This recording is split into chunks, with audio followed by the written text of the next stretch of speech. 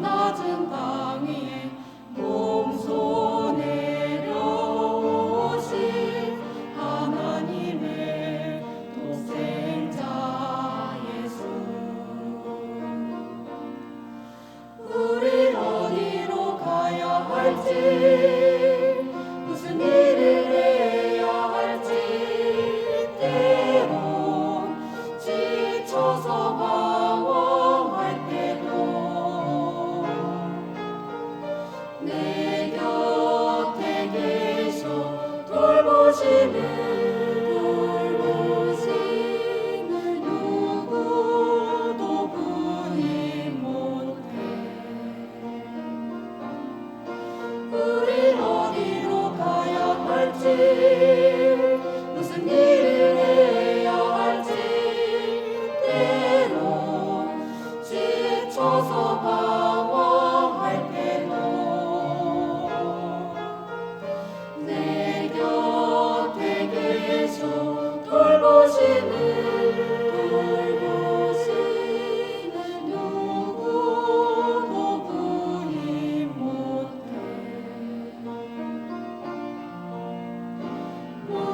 누구도 부인 못해.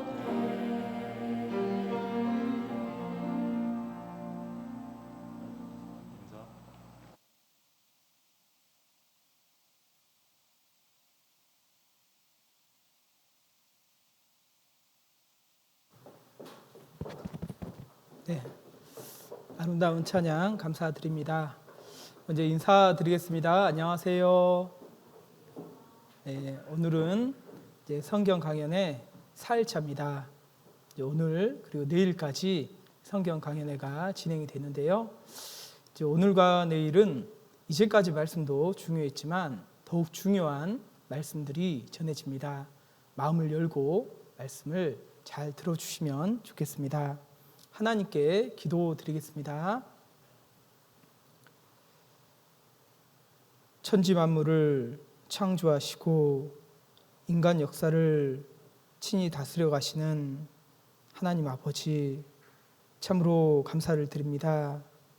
이번 한 주간 하나님의 말씀, 성경을 배울 수 있도록 인도해 주시고 또 말씀을 배우는 가운데 하나님이 참으로 살아계신 것과 하나님만이 유일하신 참 신이라는 것을 알고 믿게 해주심을 감사드립니다. 오늘 이 시간 우리의 마음을 열어주시고 하나님 앞에 우리가 어떠한 상태인지 어떠한 운명인지 밝히 알고 깨달을 수 있도록 도와주시기를 원하옵니다. 모든 사람이 구원을 받고 진리를 알게 이르기를 원하시는 그 하나님의 마음대로 우리 모든 분들 구원함을 받을 수 있도록 도와주시기를 원하옵니다. 시종 하나님께 온전히 의탁하오며 저희를 언제나 사랑하시는 예수님 이름으로 기도드렸습니다. 아멘. 우리 같이 성경 읽겠습니다. 누가복음 12장입니다. 누가복음 12장 54절입니다. 54절로 56절까지 천천히 같이 읽겠습니다.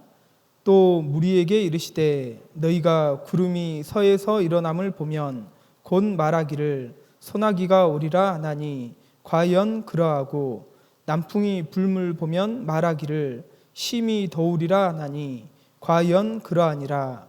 외식하는 자여 너희가 천지의 기상은 분변할 줄을 알면서 어찌 시대는 분변치 못하느냐.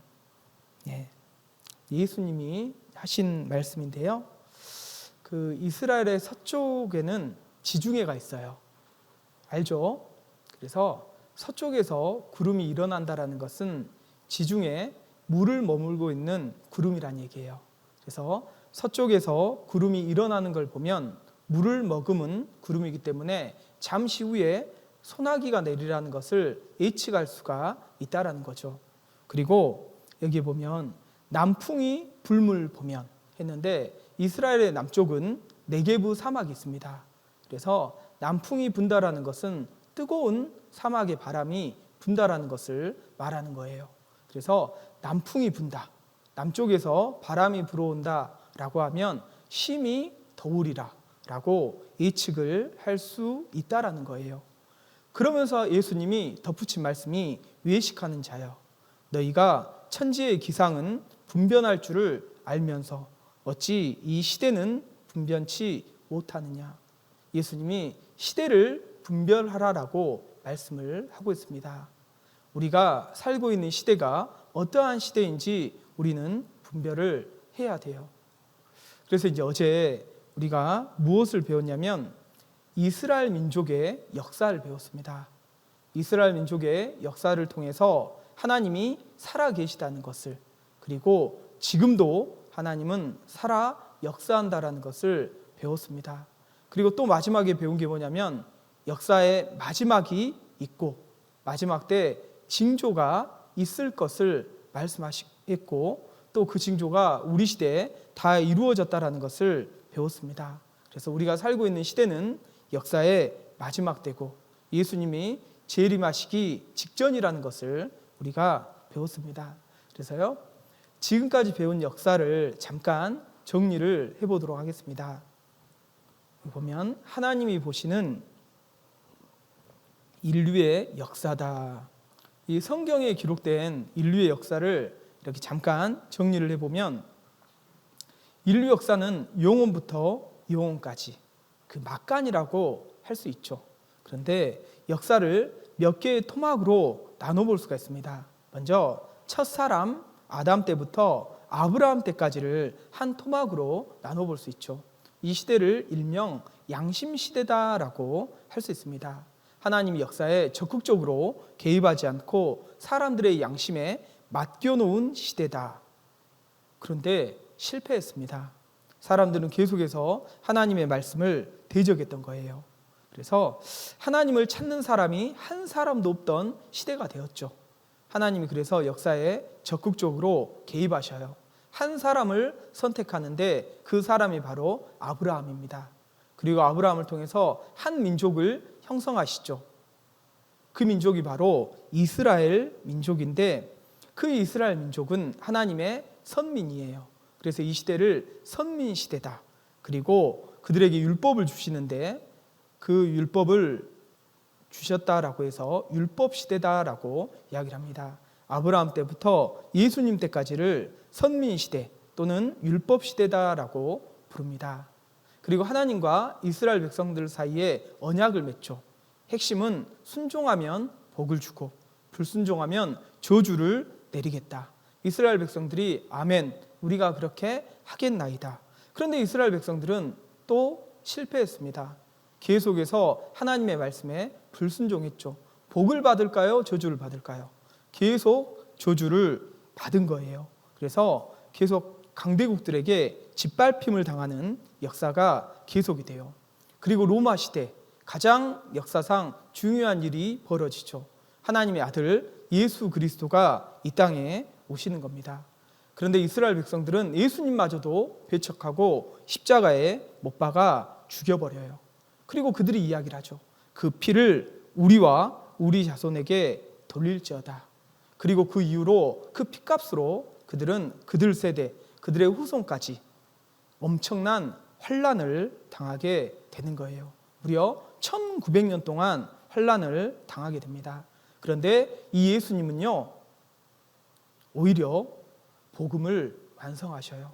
십자가에 못 박혀 돌아가심으로 복음을 완성하시고 이제는 율법을 지켜서 천국 가는 것이 아니라 하나님의 은혜를 믿음으로 천국 갈 수 있도록 해주십니다. 하나님의 은혜가 뭐냐? 예수님이 이 땅에서 우리를 위해서 하신 일, 그 은혜를 믿음으로 말미암아 구원받고 천국 갈 수 있도록 해 놓으신 거예요. 그래서 그 시대를 이제는 은혜 시대다라고 이야기를 합니다. 그리고 이방인에게도 복음이 전해져서 구원받을 수 있도록 하는 때, 그래서 이방인의 때라고도 불러요. 그런데 이 이방인의 때, 은혜 시대가 언제까지나 계속되는 게 아니에요. 이 이방인의 때가 언젠가는 끝난다라고 말씀을 하고 있어요. 그래서 우리는 역사의 마지막 때를 살고 있는데, 그럼 현재는 어디에 있냐? 이 이방인의 때, 은혜 시대가 거의 끝나려고 하는 그 즈음에 우리가 살고 있는 겁니다. 그래서 어제 많은 징조들을 보았는데요, 이방인의 때가 언젠가는 끝납니다. 이 로마서 11장 25절에 보면 뭐라고 얘기를 하냐면, 제가 읽겠습니다. 형제들아, 너희가 스스로 지혜 있담을 면키 위하여 이 비밀을 너희가 모르기를 내가 원치 아니하노니, 이 비밀은 이방인의 충만한 수가 들어오기까지 이스라엘의 덜어는 완악하게 된 것이라. 여기에 보면 이방인의 충만한 수가 들어오기까지라고 말하고 있습니다. 하나님이 작정하신 그 수가 있다라는 거예요. 우리에게 언제까지나 이 은혜 시대가 계속되는 게 아닌 겁니다. 하나님이 분명하게 작정하신 수가 있어요. 그 수가 차면 이방인의 때가 끝난다라고 말씀을 하고 있어요. 그리고 그때가 언제냐면 예수님이 재림하실 때예요. 예수님이 공중에 재림하신다라고 말씀을 하고 있습니다. 예수님이 재림하시면 어떤 일이 있냐? 구원받은 사람이 부활해요. 그래서 살아서 구원받은 사람은 들림을 받습니다. 그것을 휴거라고 부르거든요. 휴거가 일어나는 거예요. 구원받은 사람만 하나님이 데려가셔요. 그럼 이 땅에는요, 구원받은 사람이 한 사람도 남지 않게 되죠. 구원받지 못한 사람들만 이 땅에 남게 됩니다. 그때에는 말씀을 듣고 싶어도 말씀을 들을 수 없는 시대가 되는 거예요. 구원을 받고 싶어도 구원을 받을 수 없는 시대가 되는 겁니다. 그리고 이 땅에는 역사상 전무후무한 환란이 시작이 돼요. 7년간의 환란이 시작이 되는데, 그래서 이 시대를 7년 환란 시대다, 성경에 자세히 그 내용이 나와 있는데요, 이 7년 환란도 크게 두 부분으로 나눠볼 수 있습니다. 전 3년 반과 후 3년 반으로 나눠볼 수가 있어요. 전 3년 반에는 환란이라고 부르기는 어려운 거짓 평화가 있어요. 그리고 유대인들이 그 땅으로 돌아옵니다. 한 사람도 남기지 않고 다 그 땅에 돌아와요. 지금도 돌아오고 있지만 이 7년 환란 전 3년 반 기간 동안 다 돌아올 거예요. 그리고 유대인들 중에 구원받는 사람들이 생기는 겁니다. 14만 4천 명, 각 지파별로 12,000명씩 14만 4천 명이 구원을 받게 돼요. 이것은 왜 구원을 받게 되냐면, 은혜 시대는 이방인의 때예요. 이방인들이 주로 복음을 받아들이고 구원을 받는데, 그동안 저주받았던 이스라엘 민족에게 하나님이 한 번 더 구원받을 수 있는 기회를 유대인들에게만 특별하게 허락하시는 거예요. 그리고 성전이 재건됩니다. 제3성전이죠. AD 70년에 로마 타이터스 장군에 의해서 예루살렘 성전이 파괴됐습니다. 그 이후로 성전은 지구상에 없어요. 그런데 전 3년 반 동안 성전이 재건됩니다. 그리고 세계 정부가 구성이 돼요. 세계가 하나의 정부를 구성하게 되고, 그리고 이제 전 3년 반이 끝났는데, 전 3년 반 중반에 누가 혜성같이 등장하냐면 적그리스도가 등장을 해요. 이 적그리스도는 안티크라이스트, 그리스도를 대적하는 자다라고 이야기를 하는데, 이 적그리스도가 세계 정부의 수장이 돼서 전 세계를 무섭게 통치하는 시대가 되는 거예요. 그가 또 통치하는 수단도 나오는데, 요한계시록 13장에 보면 666표를 통해서 이 세상을 통치한다. 모든 사람의 오른손이나 이마에 표를 받게 하고 표가 없는 자는 매매를 못하게 한다라고 말을 하고 있습니다. 그것도 성경에 자세히 기록이 되어 있어요. 그리고 전무후무한 환란이 있습니다. 7인, 7나팔, 7대접.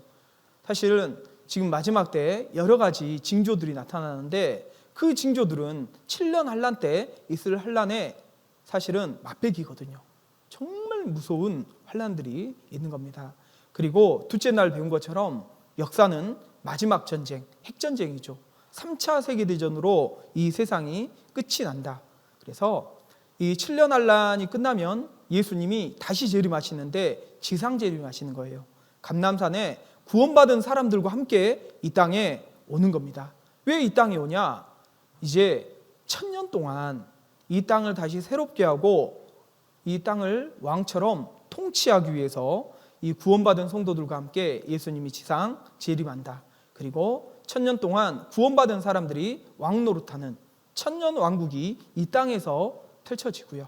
1000년이 차면 이제 영원한 천국과 영원한 지옥으로 갈리는 것이 하나님이 보시는 인류의 역사인 거예요.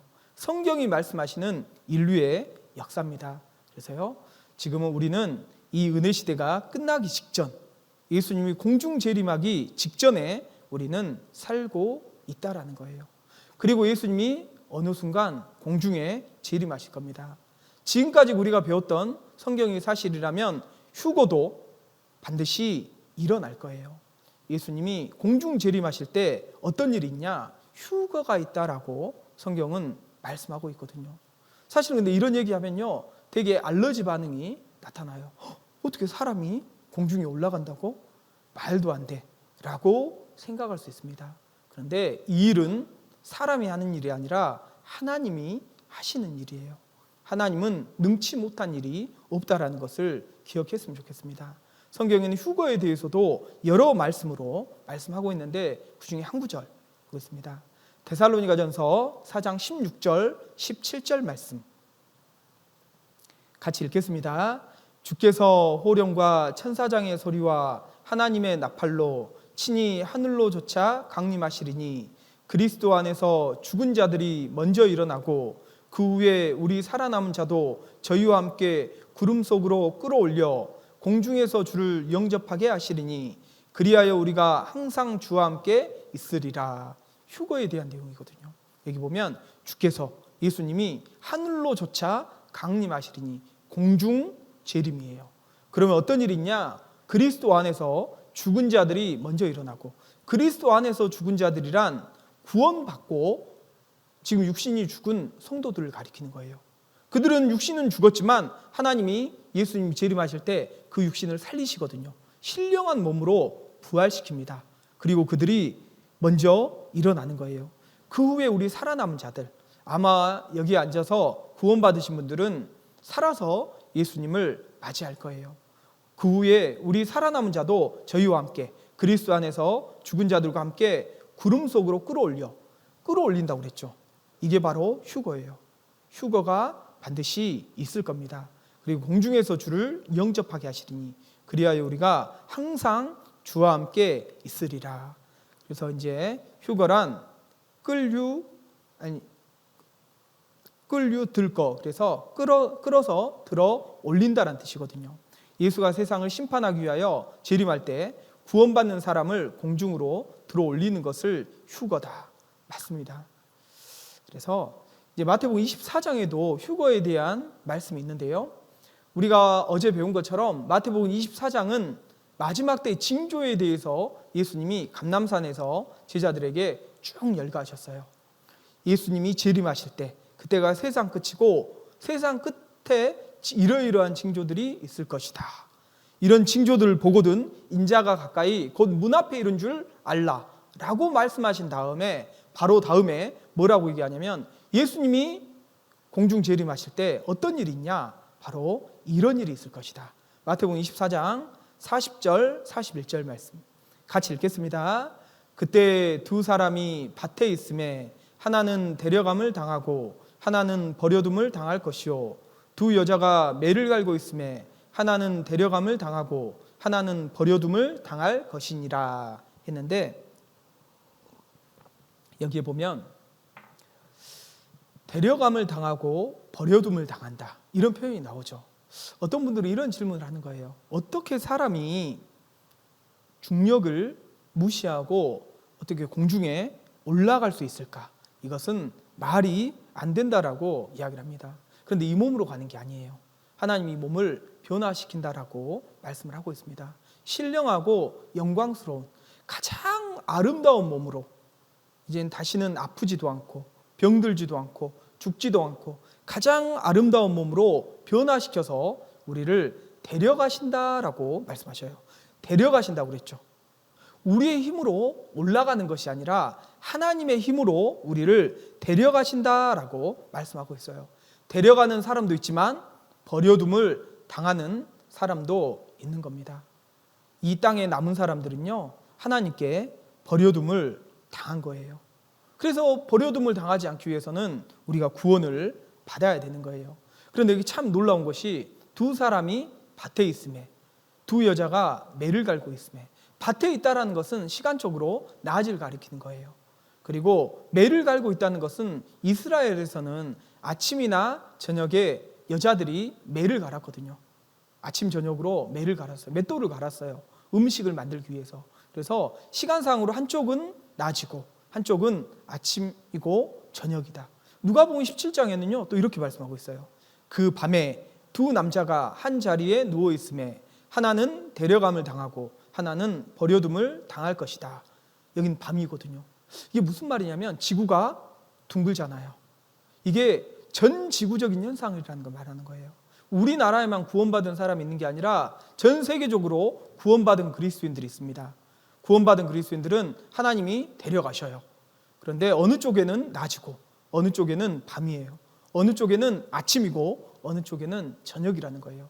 전 지구적으로 동시다발적으로 일어나는 현상이다라고 이야기를 하는 겁니다. 마치 이것과 같아요. 모래를 뿌려놓고 쇳가루를 뿌립니다. 자석을 갖다 대죠. 뭐만 붙어요? 쇳가루만 붙는 거예요. 모양이 비슷해 보이지만 자석에 붙는 것은 쇳가루뿐이라는 거예요. 이 땅에 구원받은 사람이나 구원받지 않는 사람이나 겉으로 보기에는 똑같아 보입니다. 그러나 하나님은 그 속에 진정한 믿음이 있는지 없는지를 아셔요. 각 사람을 아십니다. 그래서 구원받은 사람만 데려가시는 거예요. 구원받지 못한 사람은 버려둠을 당하게 되는 겁니다. 그런데 쇳가루의 힘이 있는 게 아닙니다. 자석의 힘에 의해서 쇳가루는 달라 붙는 것 뿐인 거예요. 우리의 힘으로 올라가는 게 아니라 하나님이 데려가시는 것이다 라고 분명히 말씀을 하고 있어요. 여러분, 성경은 사실이에요. 지금까지 말씀이 사실이었다면 이 휴거도 반드시 분명히 일어날 사실이라는 거예요. 이런 일이 있을 겁니다. 이런 일이. 가끔 이런 생각을 해봐요. 주일날 말씀을 듣고 있는데 구원받은 사람들이 그 순간 다 휴거됐는데 혹 나만 이 땅에 버려둠을 당하면 어떨까? 그래서 휴거는요 실제 일어날 사건이에요. 잠깐 읽어보시죠. Jesus Christ is coming back for his church. The Bible says in Matthew chapter 24 verse 42, "Watch therefore, for you do not know the hour your Lord is coming." I want you to know, church, that Jesus Christ could come this month, or he might come next week, or he could even come.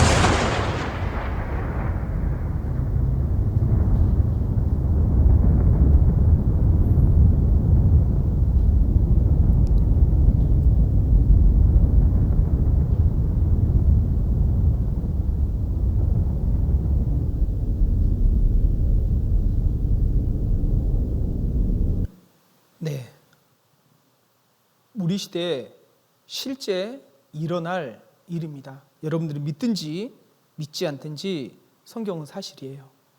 지금까지 모든 성경은 다 맞아왔습니다. 앞으로 조금 남은 이 미래에 일어날 일들도 반드시 그대로 일어날 거예요. 우리는 준비해야 됩니다. 그래서 이제 나의 삶에 대해서 나의 영적인 상태, 영적인 운명에 대해서 좀 생각을 해보도록 하겠습니다. 죽음, 그리고 죽음 이후에 대해서. 인생의 가장 근본적인 문제는 죽음이라고 첫날 말씀을 드렸어요. 한 번 죽는 것은 사람에게 정하신 것이다. 모든 사람은 반드시 한 번은 죽게 돼 있는 겁니다. 세상에서 가장 정확한 예언, 당신은 반드시 죽습니다. 여기 앉아 계신 모든 분들 반드시 죽음을 맞이할 거예요. 죽음은 필연적인 겁니다. 죽음은 누구도 피할 수 없는 거예요.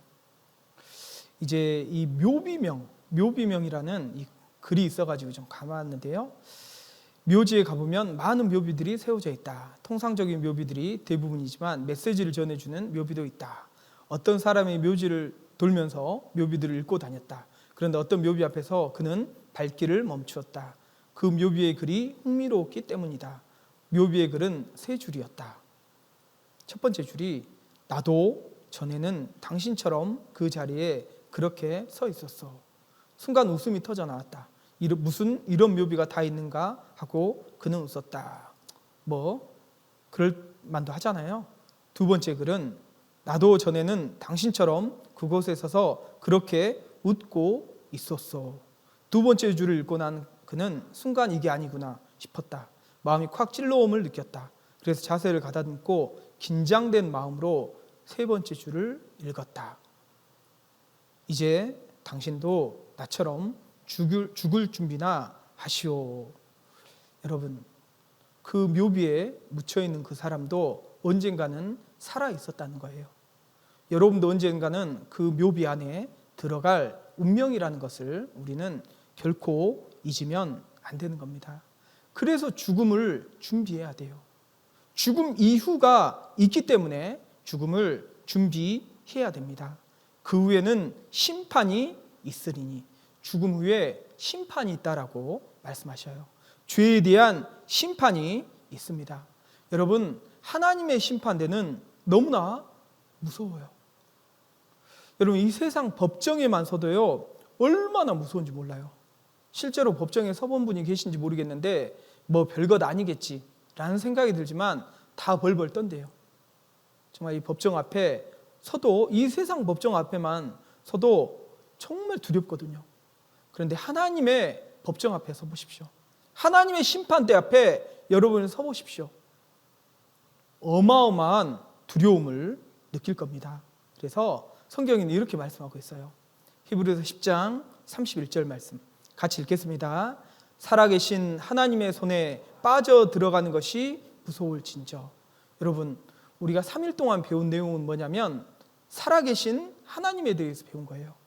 하나님이 참으로 살아계시다는 것을 여러분에게 증거해 드린 겁니다. 그 사실이 맞다면, 하나님이 정말 살아계시다면 내 인생에게는 너무나 큰 문제가 있다는 거예요. 사람은 반드시 한번 죽고 죽음으로 끝이 아니라 죄에 대한 심판이 기다리고 있다는 겁니다. 그래서 우리는 그 죽음 이후를 반드시 준비하고 살아야 돼요. 죽음 이후를 준비하는 게 뭘까요? 영생을 얻는 거예요. 구원을 받는 겁니다. 그래서 이번 집회를 이렇게 준비한 거예요. 여러분, 죽음 이후를 우리는 준비해야 돼요. 그러면 이제는요, 진짜 중요한 문제들을 다룰 거예요.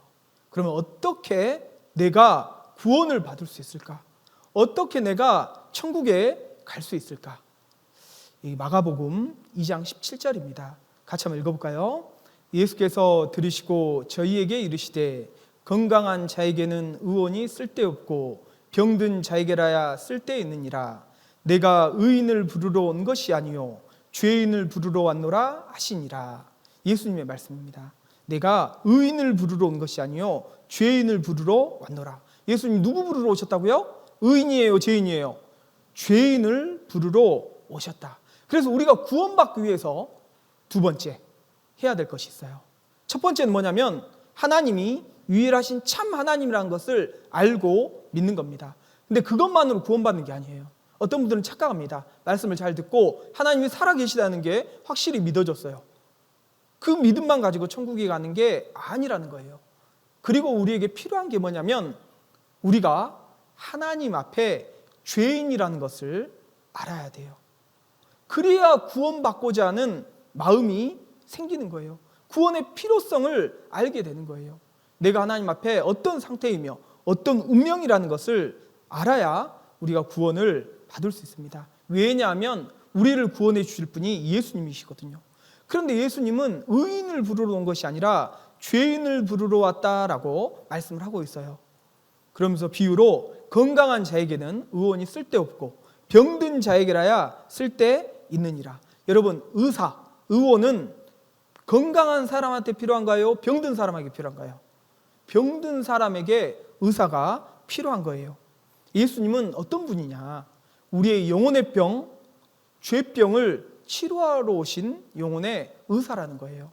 영혼의 병이 바로 죄입니다. 죄. 우리 육신의 병이 걸리면 육신의 몸을 고통받게 하다가 결국엔 죽게 하는 것처럼 영혼의 병, 이 죄는 우리 영혼을 고통받게 하다가 결국엔 둘째 사망, 지옥으로 보내는 것이 영혼의 병인 죄병이다. 그런데 가장 큰 문제가 뭐냐? 여러분, 가장 큰 문제가 뭐냐면 내 안에 병이 있는데요, 병이 있다는 것을 모르기 때문에 치료를 못 받는 거예요. 여러분, 예수님은 모든 사람을 구원하고자 하는 마음이 있습니다. 하나님은. 그럼 왜 구원을 못 받냐?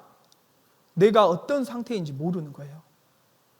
내가 병이 있다는 걸 알아야 영혼의 의사이신 예수님에게 고침을 받을 수 있다라는 겁니다. 그래서 오늘은 어떤 시간이냐면 정말 나에게 영혼의 병, 죄가 있는지 없는지를 치료받는 시간이 아니라 진찰받는 시간이에요. 내 상태가 어떠한지, 내 운명이 어떠한지를 성경을 통해서 진찰받는 시간인 겁니다. 그래서요, 예수님은 영혼의 의사로 이 땅에 오셨어요. 그래서 내가 의인을 부르러 온 것이 아니라 죄인을 부르러 왔다. 의사는 건강한 자가 아니라 병든 자에게 필요한 것처럼 예수님은 영혼의 병에 걸려있는 우리의 죄를 용서해 주려고 이 땅에 오신 겁니다. 그럼 죄는 무엇으로 진찰할까? 죄 역시 무엇으로 진찰하냐면 성경으로 진찰을 하는 거예요. 그래서요, 성경 말씀으로 우리가 정말 죄가 있는지 없는지를 오늘은 잘 진찰을 해보면 좋겠어요. 여러분, 이게 몇 센치 정도로 보여요? 몇 센치? 어떤 분은 20cm, 어떤 분은 30cm, 각각 다를 거예요. 왜? 눈대중으로 보니까. 그런데 정확하게 몇 센치인지 알려면 뭐가 필요하죠? 자가 필요합니다. 자로 딱 재보니까 정확하게 25cm였어요. 그러면 이건 몇 센치입니까? 25cm인 거예요. 아무리 20cm라고 우겨도, 아무리 30cm라고 우겨도 자로 재보니까 25cm면 25cm인 겁니다. 그래서 법이 중요한 거예요. 무엇으로 내가 죄인인지 아닌지를 이렇게 진찰해 보는 게 중요한 겁니다. 그래서 각 나라마다요, 죄에 대한 법이 달라요. 인도네시아에서는 아동 성폭행범은 우리같이 징역형이 아니에요. 우리나라는 징역형으로 처하잖아요. 근데 공개 해초리질 146대에 살려달라 애원한다. 우리도 좀 이렇게 했으면 좋겠어요.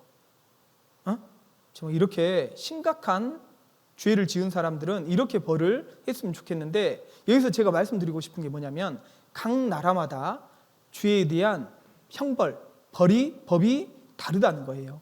그래서 우리는 죽음 이후에 심판대 앞에 서는데 어떤 심판대 앞에 서냐면 하나님의 심판대 앞에 서는 거거든요. 그래서 하나님의 법대로 심판을 받는 겁니다. 하나님의 법이 성경인데 이 세상 법과 하나님의 법이 무엇이 다를까? 바로 이것이 달라요. 전도서 12장 14절 말씀 같이 읽겠습니다. 하나님은 모든 행위와 모든 은밀한 일을 선악간에 심판하시리라. 하나님은 반드시 선악간에 심판하셔요. 그런데요, 무엇을 심판하냐면 모든 행위를, 겉으로 드러난 죄만 심판하는 게 아니라 모든 은밀한 일까지도 심판하십니다. 마음속에 감춰둔 일까지도 하나님은 다 심판하셔요. 가장 은밀한 것은 내 마음속에서 일어난 죄거든요. 하나님은 그 죄까지도 보시고 심판하신다라는 거예요. 그래서 세상 법은요, 행동만 심판하잖아요. 하나님의 법은 행동도 심판하지만 마음도 심판한다라는 거예요. 심판법이 달라요. 세상 법은 행동만 심판합니다. 예를 들어서 내가 어떤 물건이 탐이 났어요. 근데 그 물건을 탐심 그것 자체만으로 심판하진 않아요. 근데 그 욕심이 생기고 그걸 내가 훔쳤다. 이건 절도죄잖아요. 이거에 대해서만 심판을 하는 겁니다. 그런데 하나님의 법은요, 달라요.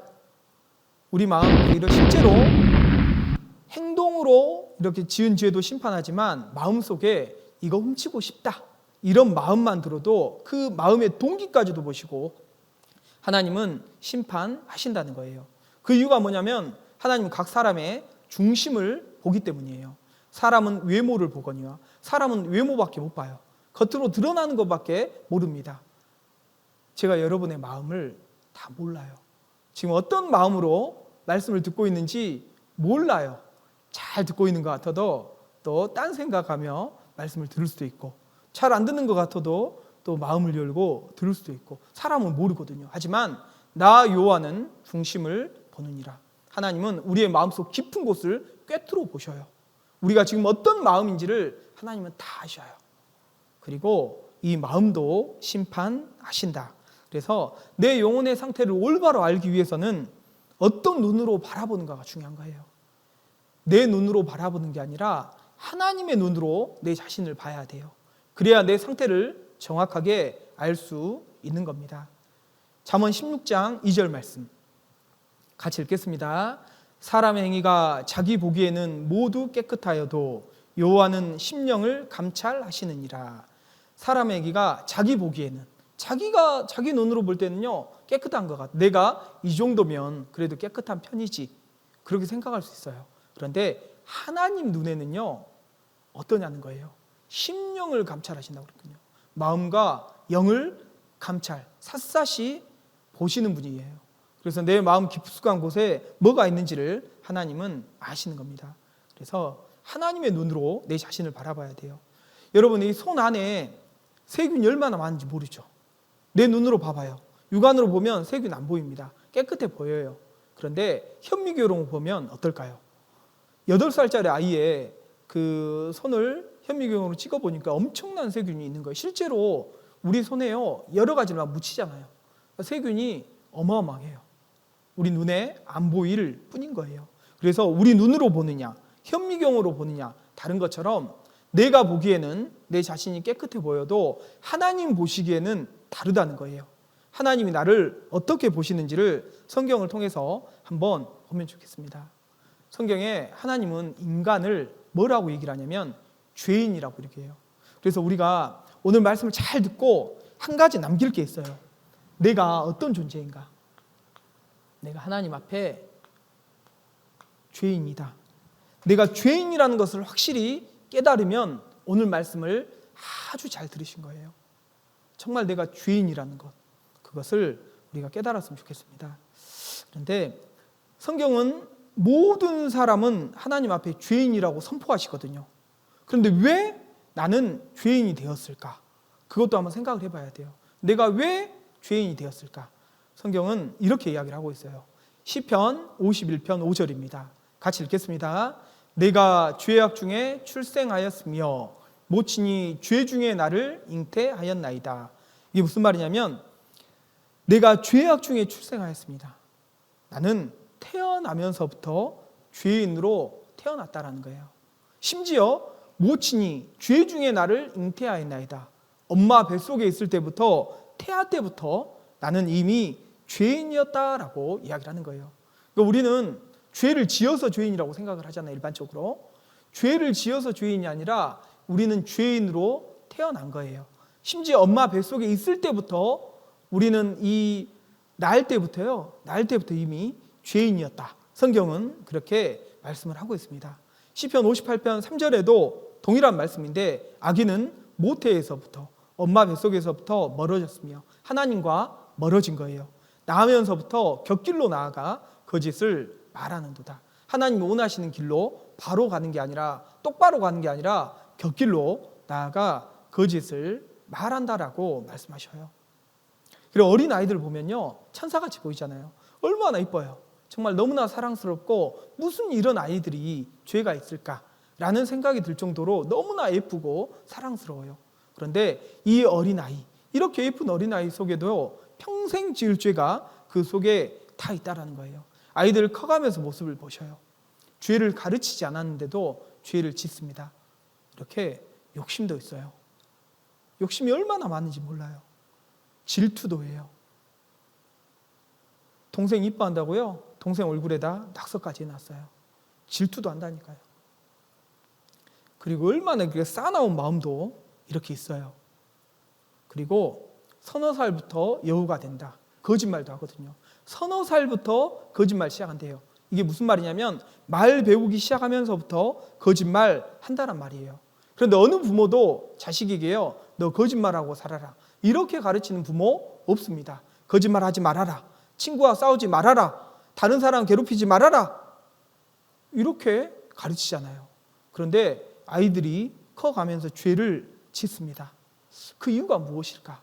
사실 태어나면서부터 이미 죄를 가지고 태어난 것이 맞는 거예요. 나는 왜 죄인으로 태어났을까? 그러면 내가 죄인으로 태어났다고 했는데 그 이유가 무엇일까? 성경에는 그 이유도 분명하게 말씀하고 있어요. 로마서 5장 12절입니다. 같이 읽겠습니다.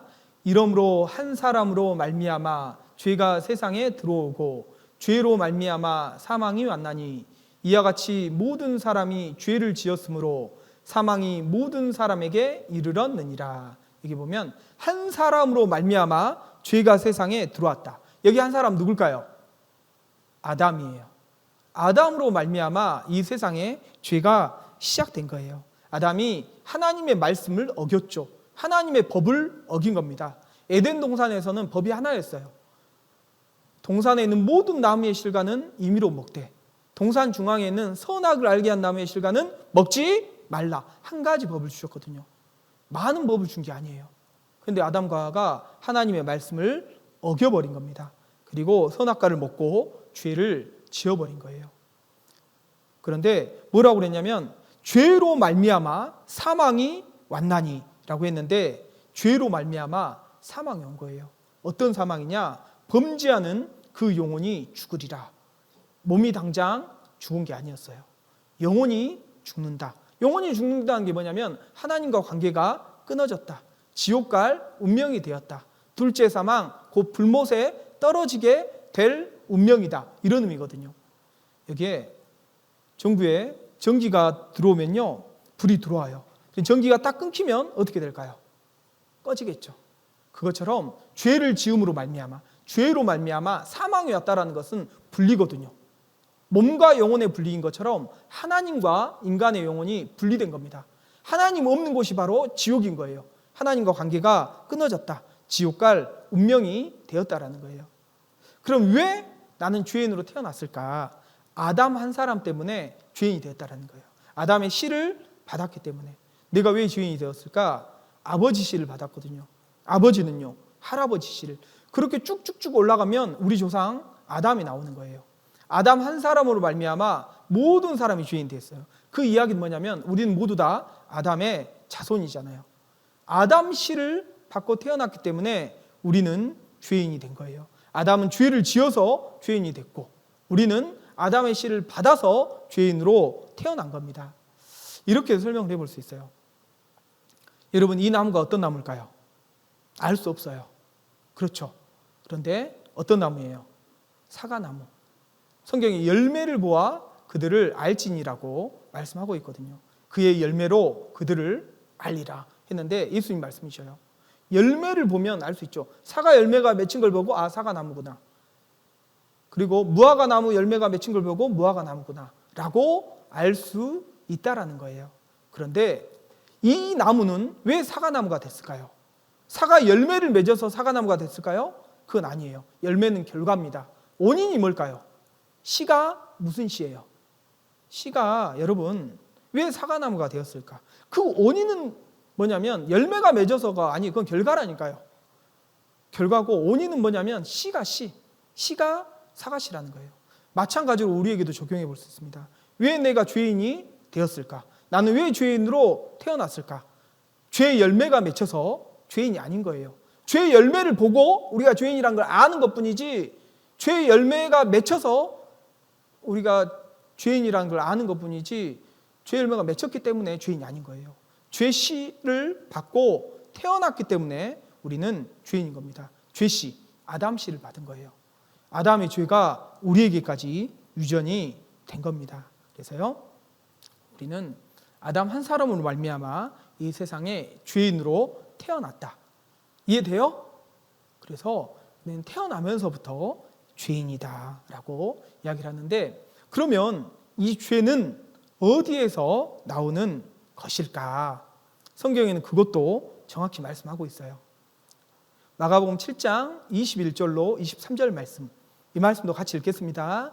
속에서 곧 사람의 마음에서 나오는 것은 악한 생각 곧 음란과 도적질과 살인과 간음과 탐욕과 악독과 속임과 음탕과 흘기는 눈과 회방과 교만과 광패니 이 모든 악한 것이 다 속에서 나와서 사람을 더럽게 하느니라.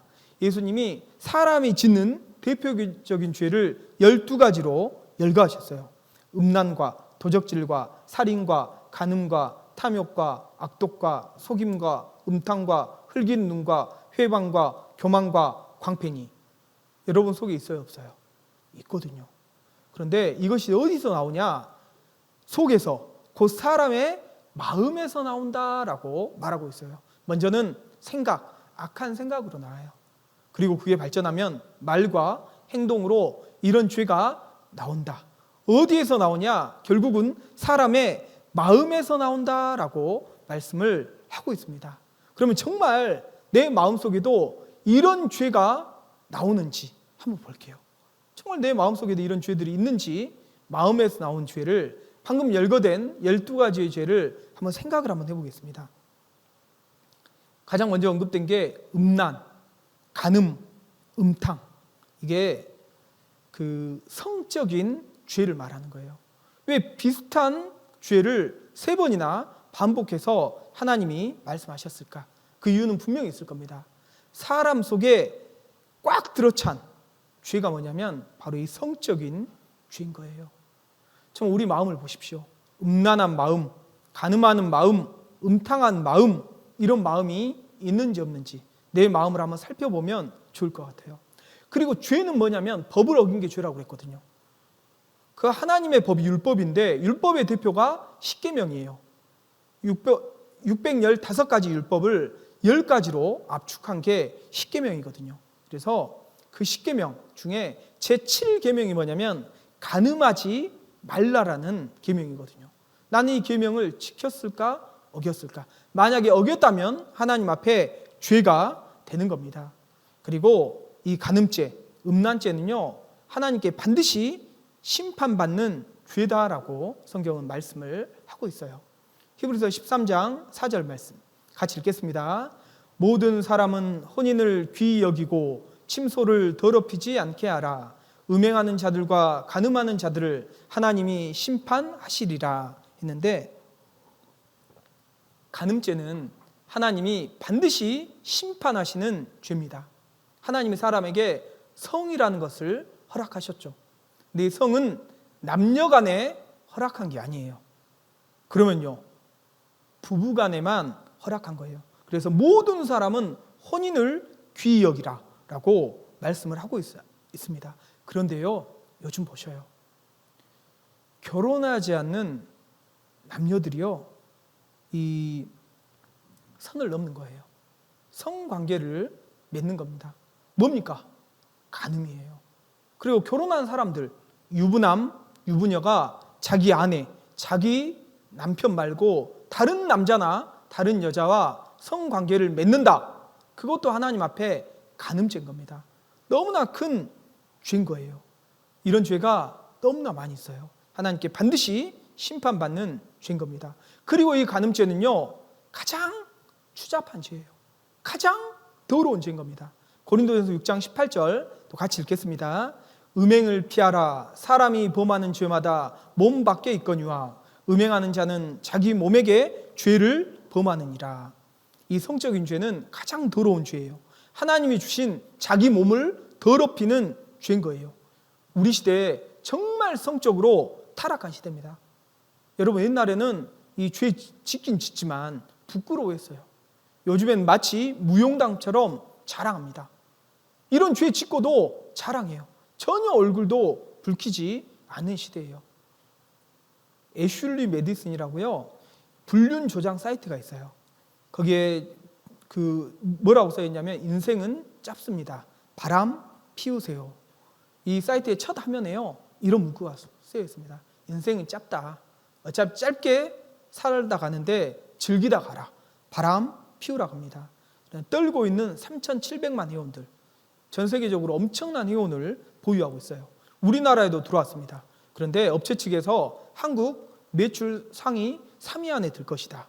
정말 이런 것들이 너무나 많은 시대를 살고 있습니다. 그리고 사람들 너무나 뻔뻔해요. 잠언 30장 20절에 보면 이런 말씀이 있거든요. 그가 먹고 그 입을 씻음같이 말하기를 내가 악을 행치 아니하였다 하느니라. 이게 무슨 말이냐면 결혼하지 않는 남녀가 또는 결혼한 유부남 유부녀가 어떤 모텔방에 들어가는 거예요. 그리고 못된 짓을 하고 나서 내가 언제 그랬냐? 입을 싹 씻어버린 거예요. 난 그런 일 한 적 없다. 하나님 앞에 발뺌하는 거예요. 그게 이 말이거든요. 진짜 뻔뻔한 시대인 거예요. 다른 사람에게 들키지 않는다면, 자기 배우자에게 들키지 않는다면 죄 아닌가요? 하나님은 다 보신다라고 말씀하셔요. 하나님은 허망한 사람을 아시나니 악한 일은 상관치 않으시는 듯 하나 상관 안 하는 것처럼 보이죠. 그런데 다 보시느니라. 하나님은 일거수 일투족을 다 보셔요. 우리가 무슨 죄를 지었는지 나는 내가 지난 여름에 한 일을 알고 있다. 영화 제목처럼 하나님은 내가 무엇을 했는지 내 자취도 알아요. 음녀의 자취도 아는 겁니다. 내가 어디에 갔는지 하나님은 다 보고 계셔요. 그런데 한 가지를 더 생각을 해야 됩니다. 우리가 행동으로 짓는 죄만 죄가 아니라고 그랬어요. 하나님이 보시는 간음죄는 또 뭐냐? 하나님이 보실 때 또 간음죄가 있는 거예요. 실제로 이렇게 성관계를 맺는 것만 간음죄가 아니라 하나님이 보시는 간음죄. 마태복음 5장 27절 28절입니다. 같이 읽겠습니다. 또 간음치 말라 하였다는 것을 너희가 들었으나 나는 너희에게 이르노니 여자를 보고 음욕을 품는 자마다 마음에 이미 간음하였느니라. 간음치 말라. 10계명 제7계명에 간음치 말라라는 계명이 있는데 하나님이 보실 때 또 간음죄는 뭐냐? 여자를 보고 남자를 보고 음욕을 품는 것도 하나님 앞에서는 마음으로 이미 간음했다. 하나님은 우리의 마음 깊숙한 곳까지도 보시기 때문에 길거리 가다가요 예쁜 여자를 봅니다. 보고 지나쳐야 되는데 상상을 하는 거예요. 하나님은 그 마음까지도 보시거든요. 음욕을 품잖아요. 온갖 상상을 펴거든요. 그것도 하나님은 간음죄다라고 말씀을 하고 있어요. 그리고요 마음으로만 그치는 게 아니에요. 실제 행동으로 나아가기도 하는 겁니다. 그래서 조사를 해보니까요 성범죄자들을 90% 이상이요 야동을 봤대요. 여러분 그 음란한 영상을 보잖아요. 더 자극적인 영상을 찾게 돼요. 더 자극적인 영상을 찾게 됩니다. 계속 생각하는 거예요. 계속 생각하다가 급기야는 실행으로 옮기기도 하는 거예요. 여러분, 그러니까요, 우리가 이 마음에서 짓는 죄가요, 행동으로도 옮겨질 수 있다라는 거예요. 여러분, 음란물이 얼마나 큰 폐해가 있는지를 잠깐 보셔요. 사진과 사물 사진이 번갈아가며 붙게 됩니다. 그걸 맞춰달라는 건데 자연 영상을 본 그룹과 포르노를 본 그룹은 어떤 차이를 보일까요? 먼저 자연 다큐를 본 그룹. 사물은 계속 맞추고 있죠? 잠시 후 진행자가 표정을 사람 얼굴로 바꿉니다. 별로 듣고 싶지 않은데요. 사람 얼굴은 별로 맞추고 싶지 않다. 제가 안 던질게요, 그냥. 안 던지시겠어요? 네. 안 던지시는 어떤 뭐 특별한 이유가 있으신지. 사람 머리에 꽂히가 좀 헷갈려서. 좀 전에 얼굴 인상이 좀 각별했을 수도 있죠. 슬쩍 사람 얼굴을 바꿔봅니다. 이번에는 여자 얼굴. 여자잖아요. 다른 학생은 어떨까요? 사람 얼굴인데 좀 그러면. 좀 사람한테 던지는 건 좀 그래도 그 사람 얼굴인데 막 얼굴에 또 귓구멍 나고 그러면 보기가 안 좋잖아요. 네, 다음 타겟입니다. 안 던져요. 너무 예쁘게 생겼네요. 얼굴에 던지기가 좀. 안 던지시는. 네. 그럼 포르노를 본 학생들은 어떨까요? 앞에 학생들과 차이가 있을까요? 두 번째 실험은 첫 번째 목표물입니다. 아, 근데 이 얼굴에다 던지는 건가요? 예, 아니 뭐 던지시려는 생각이 있으시면 뭐 아무 데도 던지셔도 예, 되고요. 던지겠습니다. 예, 던지는데요. 예, 지금 던지셨는데 뭐 던진 이유가 있으신가요? 예. 예, 그냥 던지고 싶었거든요. 던지고 싶었는데 그냥 맞추고 싶진 않아요. 이번에도 던지죠. 이번에도 마찬가지고요. 역시 던집니다. 모두 별 망설임이 없죠. 한 번만 던지도록 하겠습니다. 실험에 참여한 학생은 100여 명. 그러나 각 그룹이 보여준 공격성 패턴은 놀랍도록 일치했습니다. 그 결과를 보죠. 사람 표적에 다트를 던진 횟수의 비교. 뚜렷한 차이를 보입니다.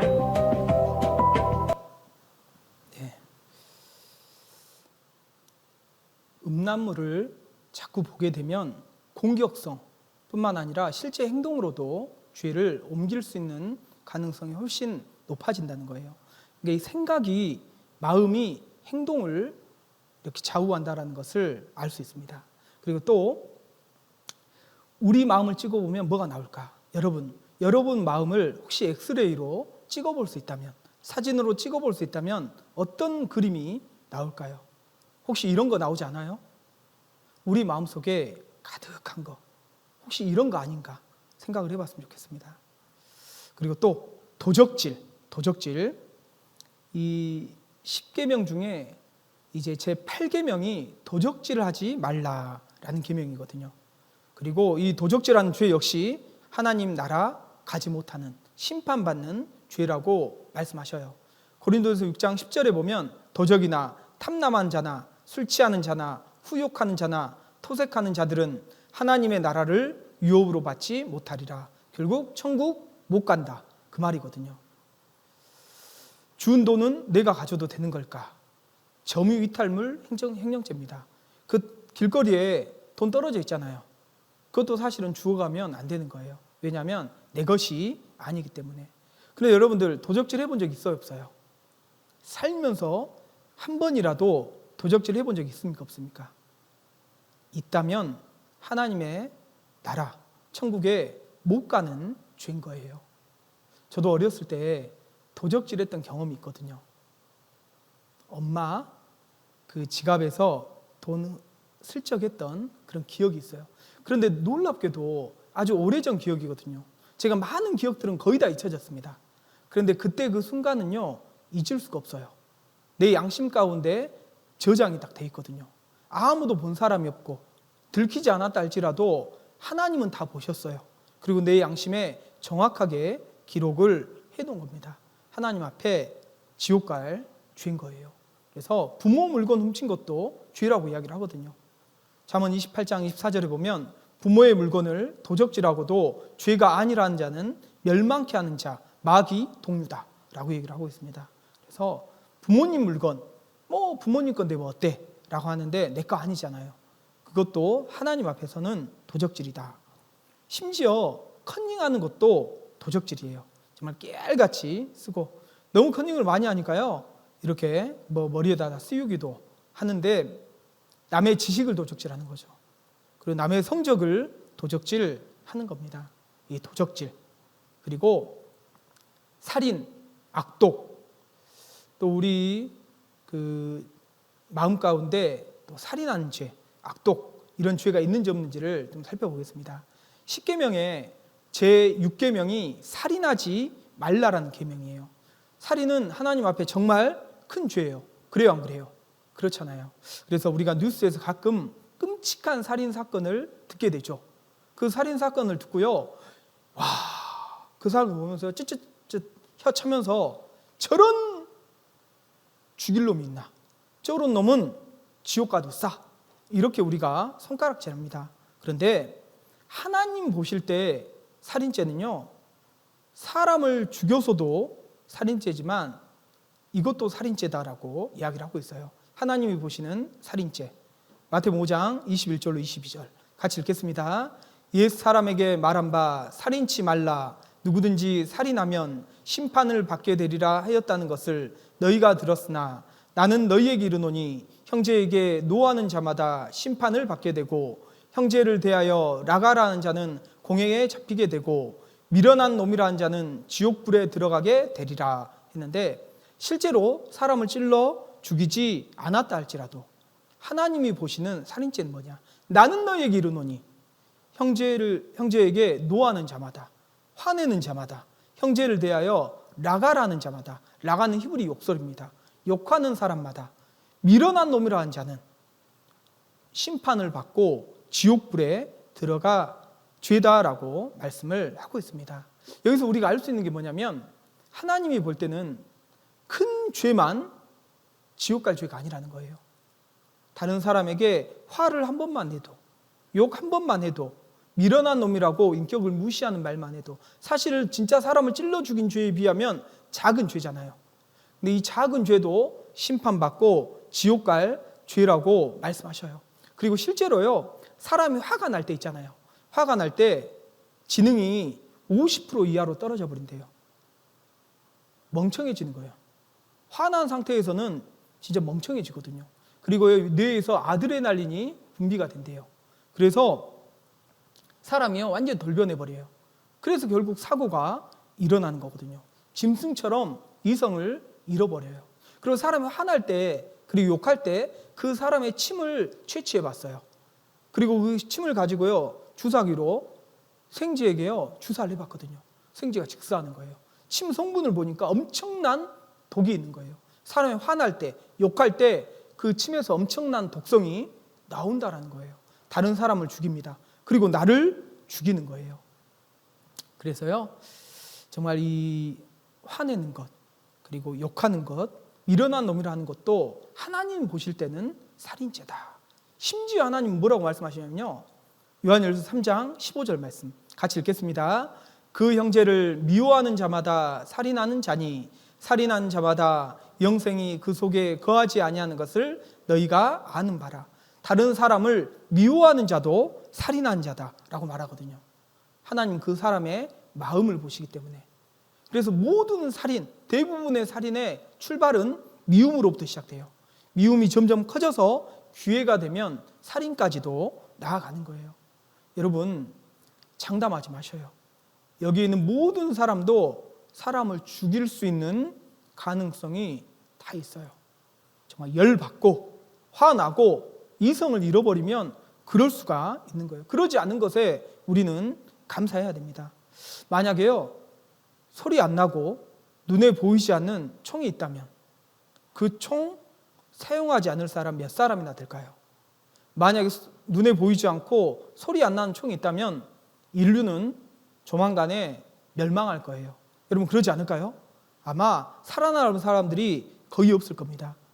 다른 사람 한 번이라도 미워한 적 있다면 살인죄예요. 지옥 갈 죄라는 거예요. 그리고 또 우리는 말로도 사람 죽여요. 여러분, 그거 아셔요? 말로도 사람 죽인다는 거. 혹은 칼로 찌름같이 함부로 말하거든요. 말 때문에요, 상처받고 자살하는 경우도 있어요.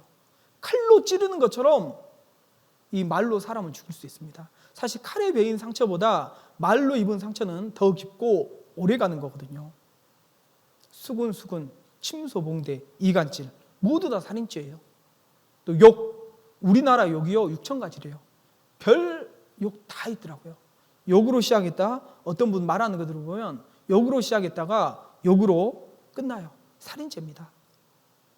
11월 12일 새벽에 코란도 주차되어 있는 차를 받고 도망간 X가지 없는 XX놈을 목격하신 분 연락 좀 주세요. 후사하겠습니다. 잡히면 돈 필요 없고 뒤졌어. 이런 마음 다 있잖아요, 우리한테. 이런 경우가, 이런 상황이 되니까 이런 마음이 올라오는 거거든요. 죄의 과정을 보면 미움에서 시작한다는 거예요. 그리고 화내죠. 그러니까 미워하는 마음부터 하나님은 살인이라고 그랬어요. 화내는 것도 살인이라고 그랬어요. 또 말로도 죄 집니다. 욕하는 것도 살인이라고 그랬어요. 결국엔 행동으로 이어지는 거예요. 이 세상 법은요, 행동으로 짓는 죄만 심판하지만 하나님 우리의 마음까지도 보시고, 다른 사람에게 화 한 번만 내도, 다른 사람에게 욕 한 번만 해도, 미련한 놈이라고 한 번만 인격을 무시해도, 심지어 미워하는 마음만 가지고도 하나님은 그 중심을 보기 때문에 살인죄다, 죄 없다라고 말할 수가 없는 겁니다. 그래서 하나님 앞에 정말 내가 죄가 있는지를 살펴보고 있어요. 잠깐 5분 쉬었다가 이어서 하겠습니다. 이어서 계속 말씀드리겠습니다. 우리 마음에서 나오는 죄, 그리고 또 탐욕, 우리 마음에 탐욕도 나옵니다. 10계명 중에 제 10계명이 탐내지 말라라는 계명이거든요. 이 탐심은 마음으로 짓는 죄죠. 맞죠? 하나님은 이미 10계명에 마음으로 짓는 죄도 하나님 앞에 죄라고 말씀하는 겁니다. 야고보서 1장 15절에 보면 욕심이 잉태한 즉 죄를 낳고 죄가 장성한 즉 사망을 낳느니라. 죄의 결과는 사망, 둘째 사망 곧 불못이다 라고 말씀을 했는데, 죄가 어떻게 시작되냐? 욕심으로부터 시작이 된다. 그래서 돈에 대한 욕심, 이성에 대한 욕심, 물건에 대한 욕심, 지식에 대한 욕심, 쾌락에 대한 욕심, 권력에 대한 욕심, 사람 속에는 그 욕심이 있다는 거예요. 그런 욕심으로부터 다른 죄들이 파생돼 나온다라고 말씀을 하고 있어요. 우리 안에 욕심이 있습니다. 그리고 또 속임, 우리 안에 또 속임, 이 마음도 있거든요. 10계명에 보면 제9계명이 이웃에 대하여 거짓 증거하지 말라, 거짓말하지 말라라는 계명이거든요. 시편 101편 7절에 보면 같이 한번 읽겠습니다. 거짓 행하는 자가 내 집안에 거하지 못하며 거짓말하는 자가 내 목전에 서지 못하리로다. 이 말은 거짓말한 자가 하나님 목전에 천국에 가지 못한다라고 말을 하고 있는 겁니다. 미국에서 조사를 해본 거예요. 사람이 얼마나 거짓말을 할까? 하루에 몇 번이나 거짓말을 할까? 조사를 해봤더니 하루에 200번 거짓말한대요. 8분의 1번 걸로 거짓말을 한답니다. 직장인들이 쉽게 하는 거짓말 베스트 1위가 아유 이놈의 회사 내가 당장 때려치고 말지. 아마 이 가운데에는 오늘도 이 마음을 품었던 분이 계실지 모르겠습니다. 2. 집에 너무너무 급한 일이 있어서요. 3. 친구야 선배님 밥 술 한번 먹어요. 이 말도 많이 하죠. 4. 아직도 많이 일이 남아있어도 거의 다 됐습니다. 5. 제가 오늘 몸이 너무 안 좋아서. 아마 이런 거짓말들 직장인들이라면 한 번씩 해봤을 겁니다. 아기가 타고 있어요. 말도 안 되는 거짓말 하기도 하고요. 추석 며느리 필수품 등장했답니다. 가짜 깁스. 추석에 이제 시댁에 가서요 음식 장만해야 되는데 하기 싫은 거예요. 그래서 며느리들이 이제 가짜 깁스 하나 끼고 이제 명절에 가는 거죠. 이런 작은 거짓말도 있지만 또 큰 거짓말도 있어요. 교육감님 부탁드립니다. 내용 읽어볼게요. 저희들 모두 이렇게 될 줄 몰랐어요. 잘했다고 칭찬해 주는 것도 다리 떨면 복 떨어진다고 무릎 친 것을 주물렀다고 적었어요. 허벅지는 절대 아니에요. 그러면 야자 시간에 서운했던 일이 빨리 해결될 줄 알았어요. 우리의 철없던 행동들이 수학 선생님을 너무 힘들게 한 것 같다.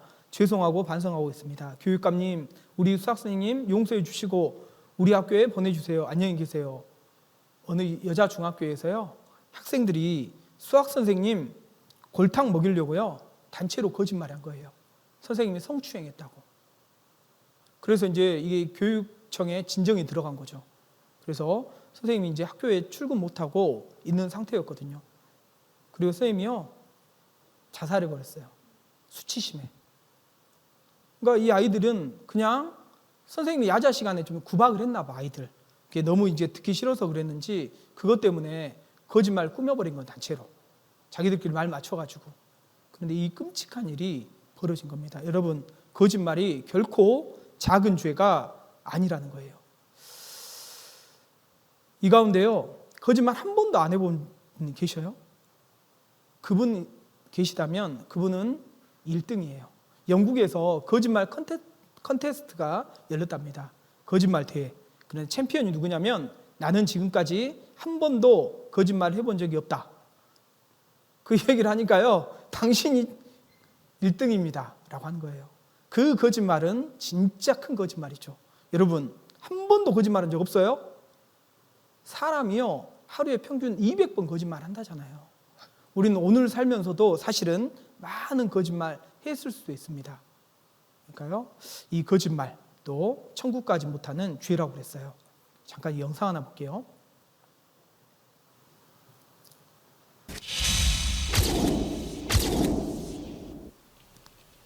게임은 지금부터입니다. 이 사례금 얘기 들으셨죠? 사례금 주세요. 15만 원.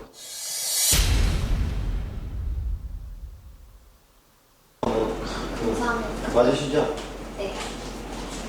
주저없이 받죠? 15만 원 있고요. 맞으시죠? 예. 봉투에 적힌 액수도 봅니다. 15만 원 이거 맞으시죠? 네. 네, 여기 15만 원 있고요. 감사합니다. 맞죠? 감사합니다. 여기 있습니다. 15만 원이고요. 네. 이거 맞으시죠? 네. 사례금 얘기 아시죠? 네, 네. 네, 사례금 얘기 15만 원이고요. 맞으시죠? 네, 진짜 많으시네요. 여기 모두에게 15만 원이 맞느냐고 물었고 그들은 15만 원이 맞다고 대답했습니다.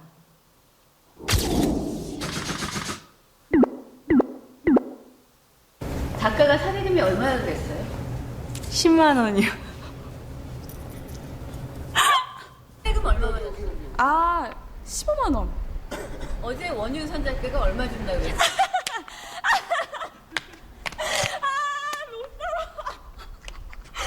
네, 어쩐지 그게 조금 이상하더라고요. 창피해요. 이건 안 돼요. 이건 안 돼요. 아, 제발 부탁드립니다. 이건 굴욕이잖아요. 네? 엄마 아빠 죄송하고요. 당신이라면 5만 원을 돌려줬을까요? 네. 여러분은 이런 상황이라면 어떠실 것 같아요? 10만 원인데요? 그럴 것 같아요? 막상 또 이런 상황이 닥치면 나도 모릅니다. 이 실험 참가자들도 처음부터 이런 마음 없었을 거예요. 나중에 이제 돌이켜보니까 부끄러움이 생긴 거죠. 그리고 또 흘기는 눈. 그 어린애들 흘겨보잖아요. 힘이 없으니까 눈으로 욕하는 거예요. 회방. 그 화장실에서 그 직장 동료들이요. 자기 이야기를 하는 거예요. 자기를 비방하는 이야기를 들은 겁니다. 마음이 어떨까요? 와, 진짜 이렇게 마음이 무너져 내릴 겁니다. 회방이란 뭐냐면 남의 말하는 것, 헐뜯고 비방하는 것, 또 남이 안 되기를 바라는 마음, 시기 질투, 이런 마음이 바로 회방하는 마음일 거예요. 그리고 한국 속담에요. 사촌이 땅을 사면 배가 아프다. 이런 속담이 있죠.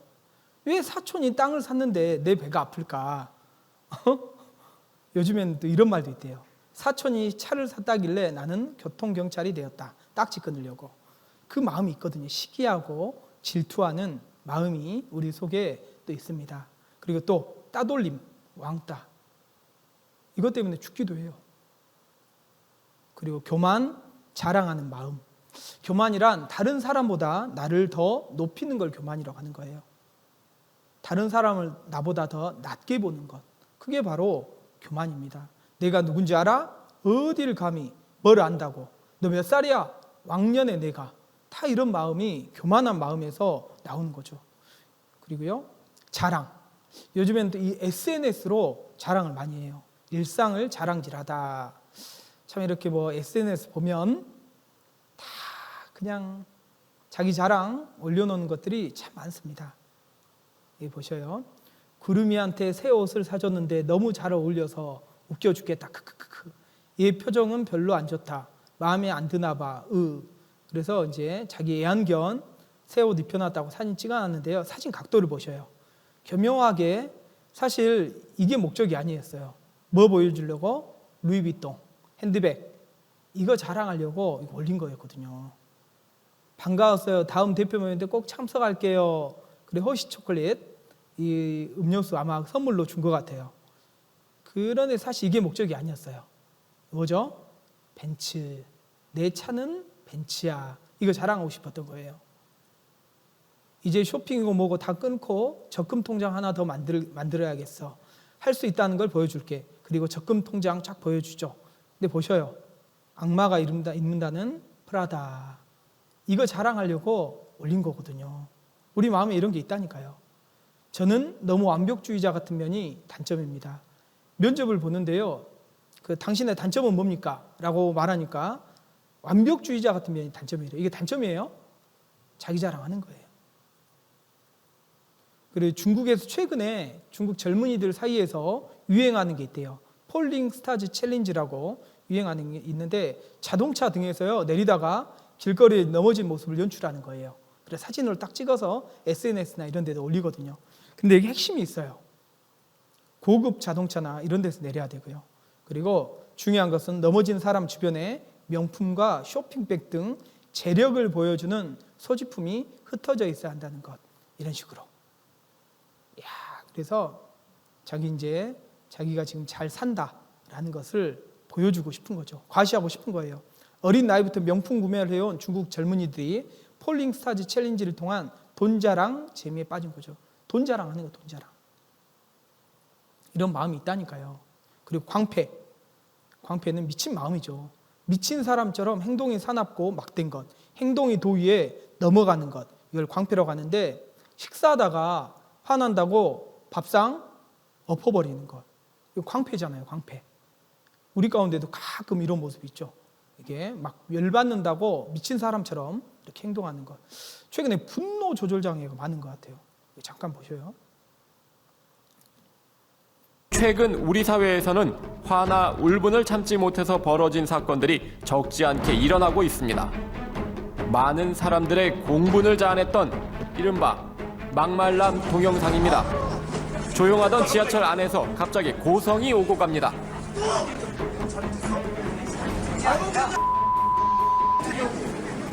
내가 잘못했어? 왜 쳐? 내 나를 왜 쳐? 아니 그만 쳤어. 쳤잖아. 안 쳤어? 못 쳤어 가? 원래? 다리를 꼬고 앉은 청년에게 백발의 노인이 다리를 풀라고 부탁했다가 벌어진 일인데요. 죽여버린다고 끌고 간게 알았냐? 어? 잘못 건드렸어. 누가 이쪽으로 졸지에 봉변을 당한 노인은 당황한 기색이 역력하고 승객들 모두 남성의 행동에 놀라 자리를 피하는데요. 전문가는 남성의 행동이 전형적인 분노 조절 장애의 증상이라고 말합니다. 거의 모든 사람들은 저 사람 왜 화를 내? 라고 하는 거죠. 즉 보편적으로 화낼 상황이 아니거나 화를 내더라도 저 정도 화낼 상황이 아님에도 불구하고 그만큼의 화를 내고 있다는 거죠. 중요한 건 이렇게 순간의 분노를 참지 못하고 타인을 위협하는 사람들이 소수에 그치지 않는다는 겁니다. 자신을 화나게 한 대상에게 수단과 방법을 가리지 않고 해를 입히겠다는 비뚤어진 복수심, 이른바 분노 범죄는 점점 급증하고 있는 추세입니다.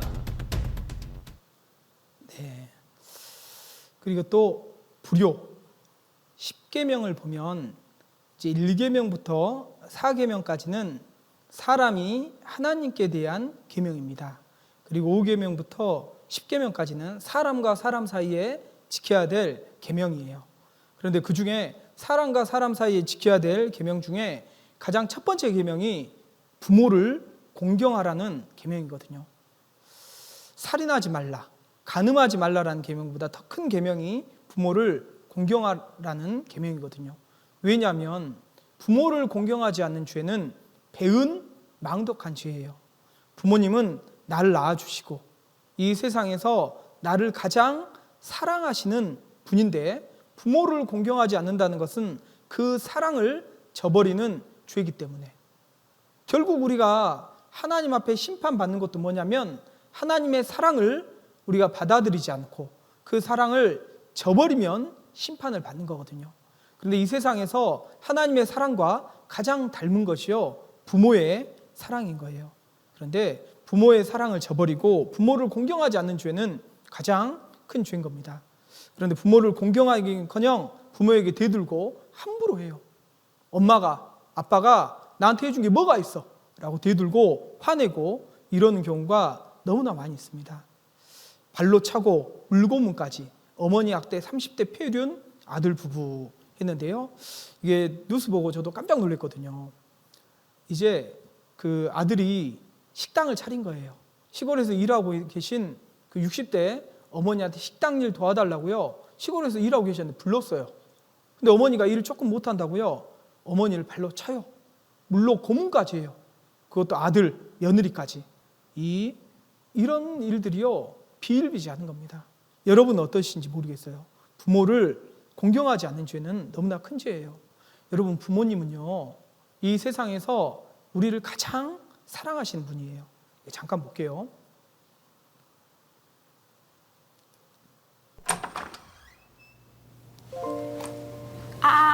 아빠? 아니, 괜찮아. 일어나서 학교 가자. 그래도 가야 돼. 어제 날씨 엄청 따뜻했잖아. 다음에도 같이 도와줘. 어제 점심밥이 뭐였더라? 오징어 볶음. 아, 맞다. 나 그거 한 입만. 이거 먹어. 이거 다음 거 보려면 어떻게 해야 되는 거야? 내가 어떻게 알아? 너 렌즈 꼈니? 그런 거 할 시간에 공부나 한 자리 여보세요? 왜 전화했어? 지금 여기서 뭐 하는 거야? 왜 남의 방을 뒤지고 그래? 너 내가 틴트 바르고 학교 다니지 말라 그랬지? 아, 몰라, 줘. 주긴 뭘 줘? 너 선생님이 학교에 이런 거 바르고 다니는 거 아셔? 틴트를 바르든 말든 무슨 상관이야? 내 방에서 나가!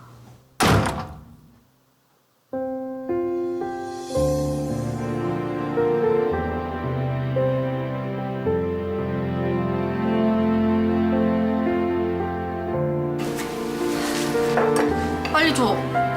뭐? 틴트. 이게 뭐야? 먹어. 피부에 좋대. 뭐야? 아침은 안 먹어.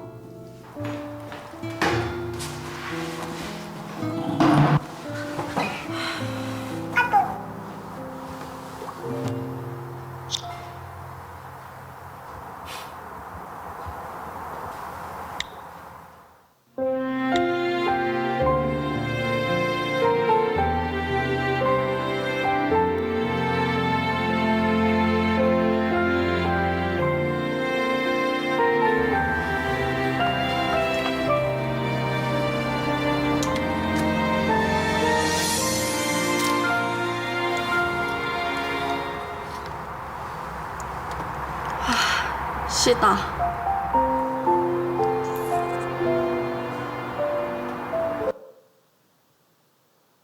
네. 부모님 마음이 이런 마음이에요.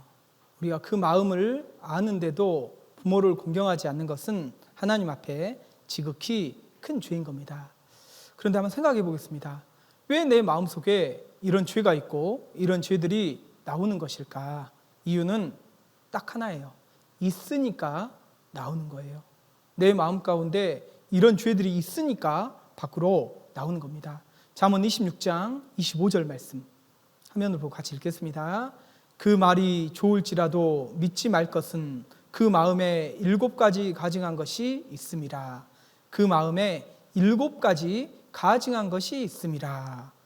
어떤 그리스도인이 사람 마음속에 있는 더러운 죄를 7가지 짐승으로 표현을 했어요. 마음속에 7가지 가증한 것. 우리 마음속에 이런 7가지 짐승과 같은 마음이 있다.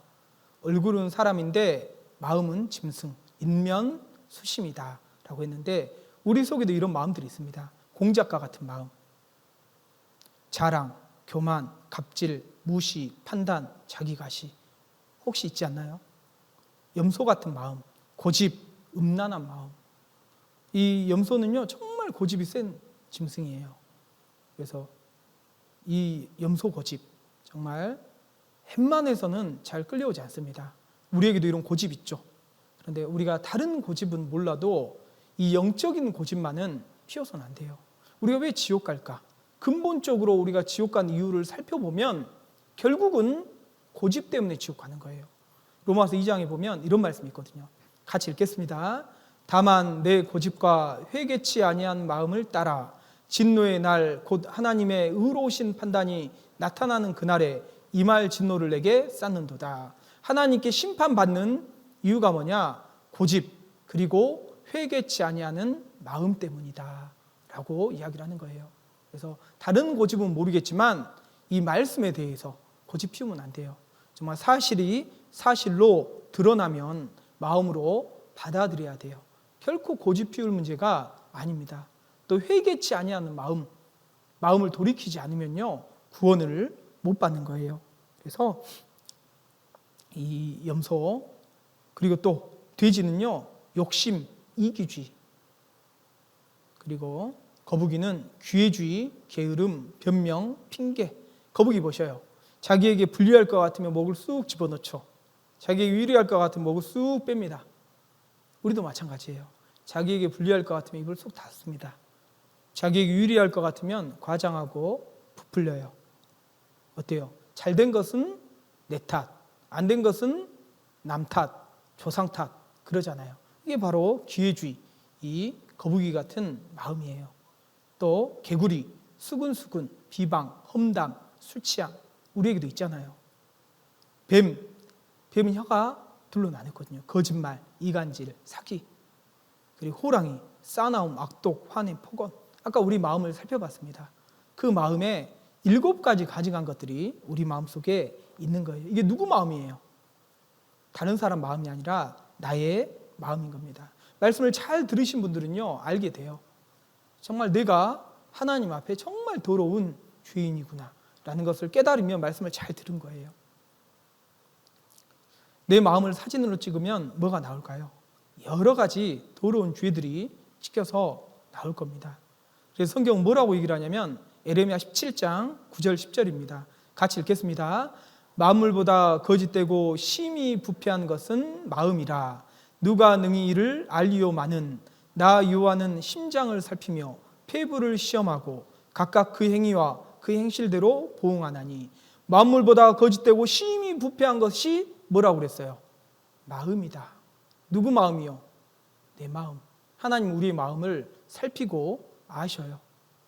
여러분 이 세상에 가장 더러운 것 똥 아니에요. 음식물 쓰레기 아닙니다. 죽은 시체 아니에요. 사실 더 더러운 것, 심히 부패한 것, 거짓된 것 바로 내 마음이라고 그랬어요. 여러분 우리의 마음을 정확히 살펴보셔요. 정말 극도로 타락한 마음이라는 것을 우리는 알 수가 있는 겁니다. 그래서 이 항아리를 나라고 하면 겉으로 보기에는 깨끗해 보여요. 그러나 속에는 온갖 더러운 것들이 가득한 오물통과 같은 마음이거든요. 겉으로 볼 때는 깨끗해요. 그런데 막대기로 저어보셔요. 막대기로 저어보면 하나씩 하나씩 더러운 것, 안에 들어가 있는 것들이 올라오는 거예요. 마찬가지로 만물보다 거짓되고 심히 부패한 이 마음에서요 온갖 더러운 것들이 기회가 되고 환경이 되면 하나씩 하나씩 올라오는 거예요. 아마 이 말씀 듣고 있는데 이런 죄들이 올라오지는 쉽진 않죠. 그런데 우리 마음속에 있어요. 이런 죄, 저런 죄 하나씩 하나씩 기회가 되고 환경이 되면 올라온다라는 거예요. 그런데 여기까지 말씀을 딱 듣고도 어떤 분들은 이렇게 생각을 합니다. 나는 죄 없다. 끝까지 나는 죄 없다라고 하는 분들 있어요. 특히 어르신들, 연세가 지긋하신 어르신들한테 계속 죄에 대해서 말씀을 드리는데 죄 없다는 거예요. 다 듣고는 맞습니다 하더니 그 어르신 죄 있죠? 없다는 거야. 끝까지 잡았대요. 그런데 하나님이 또 뭐라고 말씀하시냐면 이렇게 이야기를 하셔요. 이런 분들에게 에레미야 2장 35절 제가 읽어볼게요. 그러나 너는 말하기를 나는 무죄하니 죄가 없으니 그 진노가 참으로 내게서 떠났다 하거니와. 같이 읽겠습니다. 보라 내 말이 나는 죄를 범치 아니하였다 함을 인하여 내가 너를 심판하리라. 스스로가 죄 없다라고 얘기하지만 하나님은 오히려 나는 죄를 범치 아니하였다 한 그 말 때문에 너를 심판하겠다. 한 가지 죄를 사실은 더 추가한 거예요.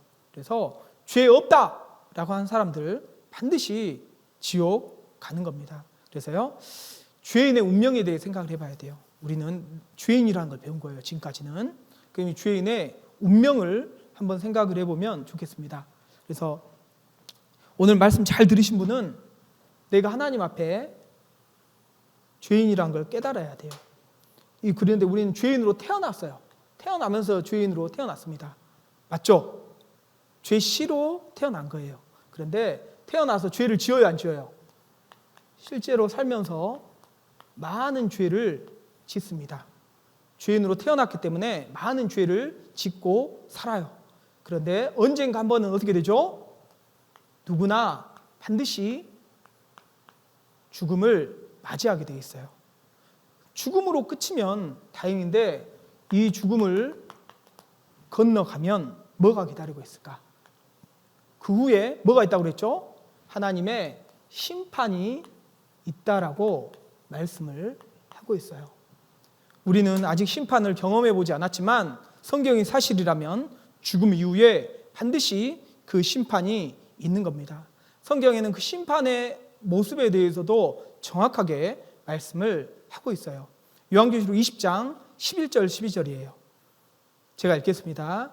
또 내가 크고 흰 보좌와 그 위에 앉으신 자를 보니 땅과 하늘이 그 앞에서 피하여 간데없더라. 또 내가 보니 죽은 자들이 물온대소하고 그 보좌 앞에 섰는데 그 이유는 같이 읽겠습니다. 책들이 펴 있고 또 다른 책이 펴졌으니 곧 생명책이라.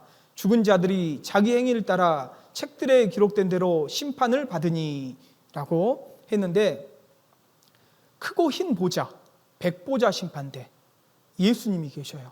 예수님이 심판하시는데 그 하나님의 심판대 앞에 섰을 때 앞에 뭐가 있냐면 책들이 펴 있고 책들에 기록된 대로 심판을 받으니 했는데, 여기서 이 책들이 뭘 가리킬까요? 여기서 책이 뭐냐면 정확하게 성경을 가리키는 겁니다. 책들이라고 그랬죠. 성경 66권을 가리키는 거예요. 우리가 세상 법정에도 가면 법전이라는 게 있어요. 판사 마음대로 판결을 내릴 수가 없습니다. 법전에 따라서 형량을 구형하는 거예요. 그것처럼 하나님의 심판대 앞에서는 하나님의 법전이 있습니다. 그게 뭐냐면 하나님의 법, 율법이에요. 그리고 율법이 기록된 게 바로 이 성경입니다. 결국 하나님은 이 책들에 기록된 대로, 성경에 기록된 대로 심판을 하신다라고 말씀을 하고 있어요. 13절 14절 또 제가 읽겠습니다. 바다가 그 가운데서 죽은 자들을 내어주고 또 사망과 음부도 그 가운데서 죽은 자들을 내어주매 각 사람이 자기 행위대로 심판을 받고, 14절은 같이 읽겠습니다. 사망과 음부도 불못에 던지우니 이것은 둘째 사망 곧 불못이라 라고 했는데, 둘째 사망 곧 불못이다. 두 번째 사망이라고 했어요. 첫째 사망은 육신이 죽는 거예요. 근데 육신의 죽음으로 끝이 아니라고 했죠. 심판이 있다라고 했어요. 심판 결과 둘째 사망이 어디냐면 곧 불못이라고 해요. 불못, 지옥. 그래서 둘째 사망이라는 것은 지옥에 던져지는 것을 말하는 거예요. 여러분, 이 심판 결과 죄인은 어디 가냐면, 죄인은요 지옥에 가는 거예요. 지옥. 그래서 죄인이란 말은 무슨 말이냐면 지옥 갈 사람이라는 말인 거예요. 죄가 있는 모든 사람은 성경대로 지금 우리가 살펴본 것처럼 하나님 앞에 성경대로 죄가 있는지 없는지 살펴보고 지옥에 던져진다라고 말씀을 하고 있어요. 근데 지옥은요 영혼만 가는 곳이 아니에요. 많은 사람들이 착각하는데 영혼만 가는 게 아닙니다. 몸과 영혼을 함께 지옥에 멸하신다라고 했어요.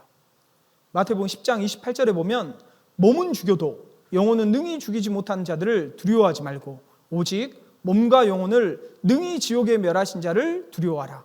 여기 보면 몸과 영혼을 결합해서 하나님이 둘 다 지옥에 던져 넣는다라고 말씀을 하고 있습니다. 그래서 요한계시록 20장 15절 말씀 같이 읽겠습니다. 누구든지 생명책에 기록되지 못한 자는 불못에 던지우더라.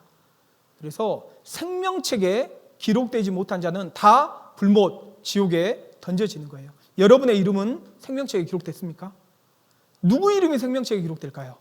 이 땅에서 성경대로 영생을 얻는 사람의 이름만이 생명책에 기록되는 거예요. 그러지 못한 자는 다 불못에 던지우더라 라고 말씀을 하고 있습니다. 그래서 우리는 선택해야 됩니다. 우리가 살아있을 때 성경대로 믿고 구원받든지, 죽음 이후에 하나님의 심판대 앞에서 성경대로 심판받고 지옥에 가든지 여러분이 선택하는 거예요. 그래서요, 우리가 죽음을 준비한다, 죽음 이후를 준비한다 라는 것은 성경대로 믿고 영생을 얻는 겁니다. 그 사람만이 생명책에 그 이름이 기록되는 거예요. 그래서 성경에는요, 지옥에 대해서 자세히 말씀을 하고 있어요. 그래서 지옥의 특징들, 성경에 기록된 지옥의 특징들을 또 살펴보겠습니다. 지옥이 어떤 곳인지. 첫 번째, 꺼지지 않는 불과 유황이 타는 곳이다. 마태복음 25장 41절에 보면요, 또 왼편에 있는 자들에게 이르시되 저주를 받은 자들아 나를 따라 마귀와 그 사자들 위하여 예비된 영영한 불에 들어가라. 지옥은 영영한 불이에요. 영원히 불타는 곳입니다. 여러분, 지옥이 무서운 이유가 있어요. 가장 무서운 이유는 뭐냐면 영원하다라는 거예요. 한 번 지옥에 떨어지면 형량이 영원이에요. 영원히 지옥에서 살아야 되는 겁니다. 다시는 기회가 없어요. 그리고 이 지옥은 원래 사람 보내려고 만든 곳이 아닌 거예요. 마귀와 그 사자들을 위하여 예비되었다라고 했죠. 원래는 타락한 천사 루시퍼, 마귀와 그 졸개들, 마귀와 그 사자들 보내려고 만들어 놓은 게 지옥이거든요. 근데 끝까지 구원받지 않는 사람은 마귀에게 속아서요, 마귀와 함께 지옥에 던져지는 거예요. 그리고 두 번째, 구더기도 죽지 않고 불로 소금친다는 곳이다. 엄청난 고통이 있죠. 캄캄하고 어두운 곳이다. 근데 이게 잘 이해가 안 됐어요. 그런데요, 이 불이 색깔이 있다는 거 아셔요? 우리 불이요, 뜨거워지면 색깔들이 점점 바뀌는데 정말 뜨거워지면 하얀색이 된대요. 더 뜨거워지면 까만색, 더 뜨거워지면 새까만색의 불이 된다고 했습니다. 우리는 새까만색의 불을 본 적이 없을 거예요. 태양의 흑점이 이 새까만 불이에요. 표면 온도가 6000도거든요. 불인데 새까매요. 온도가 너무 높으니까요, 새까만 색이 우리 눈에 새까맣게 보이는 거예요. 그래서 지옥은요, 흑암인 거예요. 불인데 너무나 뜨거운 불이라는 것을 우리에게 알려주는 거거든요. 지옥은 빛이 없는 곳이에요. 하나님이 없는 곳이에요. 사랑이 없는 곳입니다. 희망이, 소망이 없는 곳이 지옥이에요. 지옥은요, 새까만 거예요. 어두운 곳이에요. 여러분, 그 어두움 가운데 있어 보셨어요? 그 공포, 그 두려움은 어마어마한 거거든요. 새까만 어둠 가운데서 영원히 불타야 돼요. 그리고 밤낮 쉬지 못하는 곳이다. 이 땅에서는 잠깐 쉬기라도 하잖아요. 지옥 가면요, 쉴 수가 없는 거예요. 그리고 이 땅에 삶이 힘들다고 가끔 자살하는 사람 있죠. 너무나 안타까워요. 죽음 이유를 모르기 때문에 스스로 생을 마감하는 거거든요. 영원히 쉬지 못해요.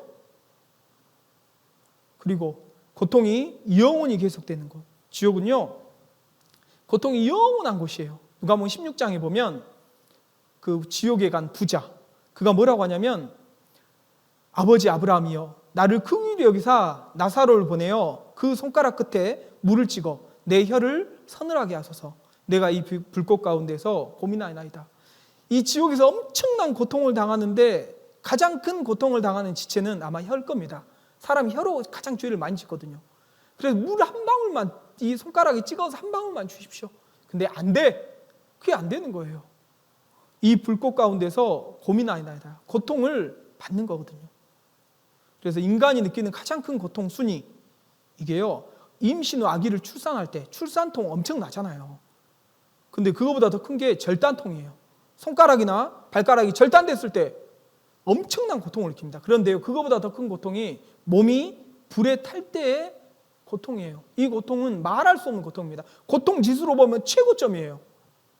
여러분, 근데 이 땅에서 가끔 화상 환자들 있잖아요. 얼마나 끔찍한지 몰라. 이거 잠깐 보셔요. 사실 끔찍하지만 여러분들 지옥을 직접 경험 못하니까. 내가 진짜 죽겠어. 이거 못 참겠다. 다 했어. 조금만. 아니, 다 했어도 뜨거운 거 어떡해. 뜨거워. 소독 살살려. 와, 지금 너무 아파요. 지금 너무 아파. 지금 너무 아파요.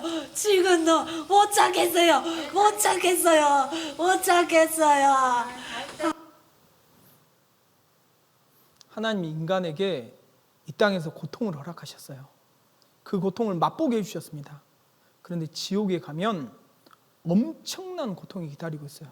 천국에선 다시는 고통이 없는 곳이에요. 그런데 이 고통을 맛보면서 우리는 느껴야 됩니다. 내가 이 지옥을 가면 안 되겠다. 특히 잘 못 참는 분들 있죠. 절대 지옥 가면 안 돼요. 슬피 울며 이를 가는 곳이다. 언제 우리가 슬피 울며 이를 갑니까?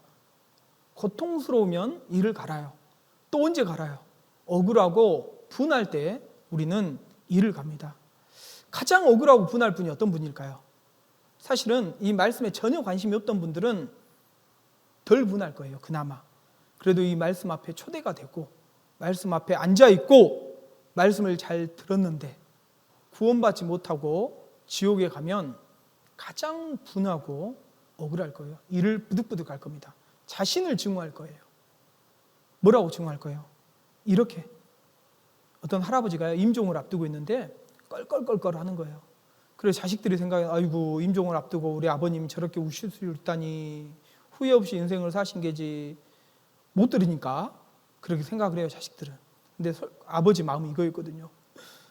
왜 껄껄껄 했냐면 그때 말씀 들을 걸, 그때 졸지 말 걸, 그때 농담으로 여기지 말 걸, 그때 끝까지 들을 걸, 그때 구원받을 걸, 껄껄껄껄 하고 계셨던 거예요.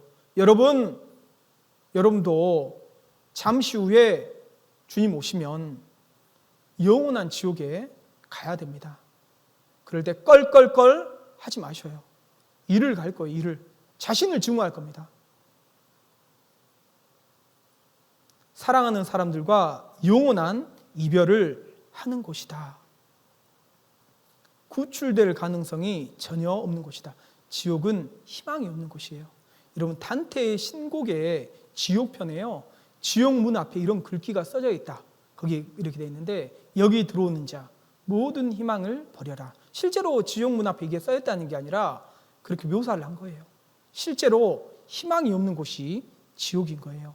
구출될 가능성이 전혀 없는 곳이 지옥인 겁니다. 예수님이요, 지옥에 대해서 가장 많은 말씀을 하셨어요. 예수님은 사랑의 화신이거든요. 사랑의 예수님이 왜 지옥에 대해서 가장 많은 말씀을 하셨을까? 여러분, 예수님 하나님이셔요. 지옥을 만드신 분입니다. 우리 보내려고 만든 게 아니에요. 마귀와 그 사자들 보내려고 만든 거예요. 그런데 하나님이 사랑하는 여러분이 내가 지옥 가버리면 예수님 마음이 너무나 아픈 거예요. 그래서 지옥 오지 말라고 지옥에 대해서 정말 자세하게 많은 말씀을 하셨어요. 그중에 마가복음 9장에 보면 이런 말씀도 하셨거든요. 제가 읽겠습니다. 만일 내 손이 너를 범죄케 하거든 찍어버리라. 불구자로 영생에 들어가는 것이 두 손을 가지고 지옥 꺼지지 않은 불에 들어가는 것보다 나으니라. 만일 내 발이 너를 범죄케 하거든 찍어버리라.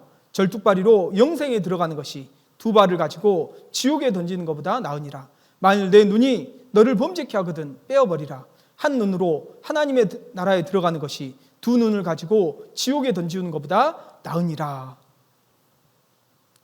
두 손 가지고, 두 발 가지고, 두 눈 가지고 지옥 가는 것보다요, 한 손을 잘라서라도, 한 발을 잘라서라도, 한 눈을 빼서라도 천국, 지옥 안 갈 수만 있다면, 천국 갈 수 있다면 그렇게 하라는 말이에요. 손 자르는 고통 크죠? 발 자르는 고통 큽니다. 눈 빼는 고통 말할 수 없을 거예요. 그러나 지옥은요, 그런 고통과는 비교할 수 없는 곳이기 때문에 절대로 지옥에 오면은 안 된다는 예수님의 사랑의 표현이에요, 여러분. 여러분들한테 겁주려고 하는 거 아닙니다. 성경이 사실이면 지옥도 사실이에요. 여러분은 죄가 있고 그 죄 때문에 지옥에 가는 것이 여러분의 운명이라고 성경은 분명히 말씀을 하고 있어요. 그러면 어떤 사람이 지옥 갈까? 성경은 지옥 가는 죄목도 말씀하고 있습니다. 어떤 사람이 지옥에 갈까? 요한계시록 21장 8절입니다. 같이 읽겠습니다. 그러나 두려워하는 자들과 믿지 아니하는 자들과 흉악한 자들과 살인자들과 행음자들과 술객들과 우상 숭배자들과 모든 거짓말한 자들은 불과 유황으로 타는 못에 참여하리니 이것이 둘째 사망이라. 둘째 사망, 불못, 지옥에 가는 사람들을 8가지 죄목을 말씀하셔요. 그 중에 첫 번째가 뭐냐면 두려워한 자들. 두려워한 자들은 반드시 지옥에 간다. 왜 두려워할까요? 하나님을 믿지 않아서가 아니에요. 두려워하는 자들과 다음이 뭐죠? 믿지 아니하는 자들과. 믿지 않는 사람은 당연히 지옥 가요. 하나님도 성경도 믿지 않는 사람은요 당연히 지옥 가요. 그런데 믿는 사람들 중에서 하나님 살아계신 거 알아요. 성경 말씀을 통해서 성경이 사실이라는 것도 알았어요. 근데 심상히 여겨요. 다음에 듣지? 뭐 구원 다음에 받지? 조금 더 즐기다가 다음에 구원 받지? 이런 분들 있죠. 근데 그 마음속에는 여전히 두려움이 있는 겁니다. 어떤 두려움이요? 지옥 갈 두려움이 있는 거예요. 여러분 마음속에 지옥 갈 두려움이 있습니까? 지옥 갈 두려움이 있다면 여러분들 아직 믿지 않는 거예요. 진정으로 구원을 받지 못한 겁니다. 그럼 언제 이 두려움이 해결이 되냐? 요한일서 4장 18절 말씀 같이 읽겠습니다. 사랑 안에 두려움이 없고 온전한 사랑이 두려움을 내어 쫓나니 두려움에는 형벌이 있음이라. 두려워한 자는 사랑 안에서 온전히 이루지 못하였느니라. 두려워한 자는 사랑 안에서 온전히 이루지 못한 겁니다. 여러분 마음속에 말씀을 듣고 지옥 갈 두려움이 내 마음속에 있다. 아직 구원을 못 받은 거예요. 언제 이 두려움이 사라지냐? 온전한 사랑이 두려움을 내어 쫓나니라고 말씀을 하고 있어요. 하나님의 그 사랑을 온전히 내 마음속에 받아들일 때 이게 구원이에요. 내일 배울 겁니다. 예수님이 나를 위해서 해주신 일, 예수님이 나를 얼마나 사랑하셨는지 그 사랑을 배우게 될 거예요. 그리고 그 사랑을 내 마음속에 온전히 받아들일 때 두려움이 사라져요. 마음에 안심이 됩니다. 평안이 생겨요. 그래서요 두 다리 뻗고 잘 수 있는 거예요. 저는 1985년 8월 5일 구원받았어요. 8월 4일 날 여러분들과 동일하게 주의 말씀을 들었습니다. 이 말씀을 듣고요 너무 무서웠어요. 잠을 잘 수가 없었어요. 어린 나이였지만 너무 마음이 두려운 거예요. 당장이라도 예수님 오시면 안 되는데 간절히 기도했어요. 그리고 다음날 복음 말씀을 들었습니다. 그리고 제 마음속에 이루어진 게 뭐냐면 나도 됐다. 마음이 안심이 되는 거예요. 이게 마음속에 믿어졌습니다. 그리고 다시는 지옥 갈 두려움이 사라지게 된 거예요. 혹시 여러분 마음속에 아직 지옥 갈 두려움이 있다. 온전히 이루지 못한 거예요. 그 마음속에 하나님의 사랑이 온전히 이루지 못한 겁니다. 그래서 우리는 말씀을 들어야 되는 거예요. 죄를 그러면 얼마나 지으면 지옥 갈까? 성경에는 그 기준이 이렇습니다. 마태복음 5장 26절 말씀 같이 읽겠습니다. 진실로 내게 이르노니 내가 홀이라도 남김이 없이 다 갚기 전에는 결단코 거기서 나오지 못하리라. 거기는 22절에 보면 지옥불이에요.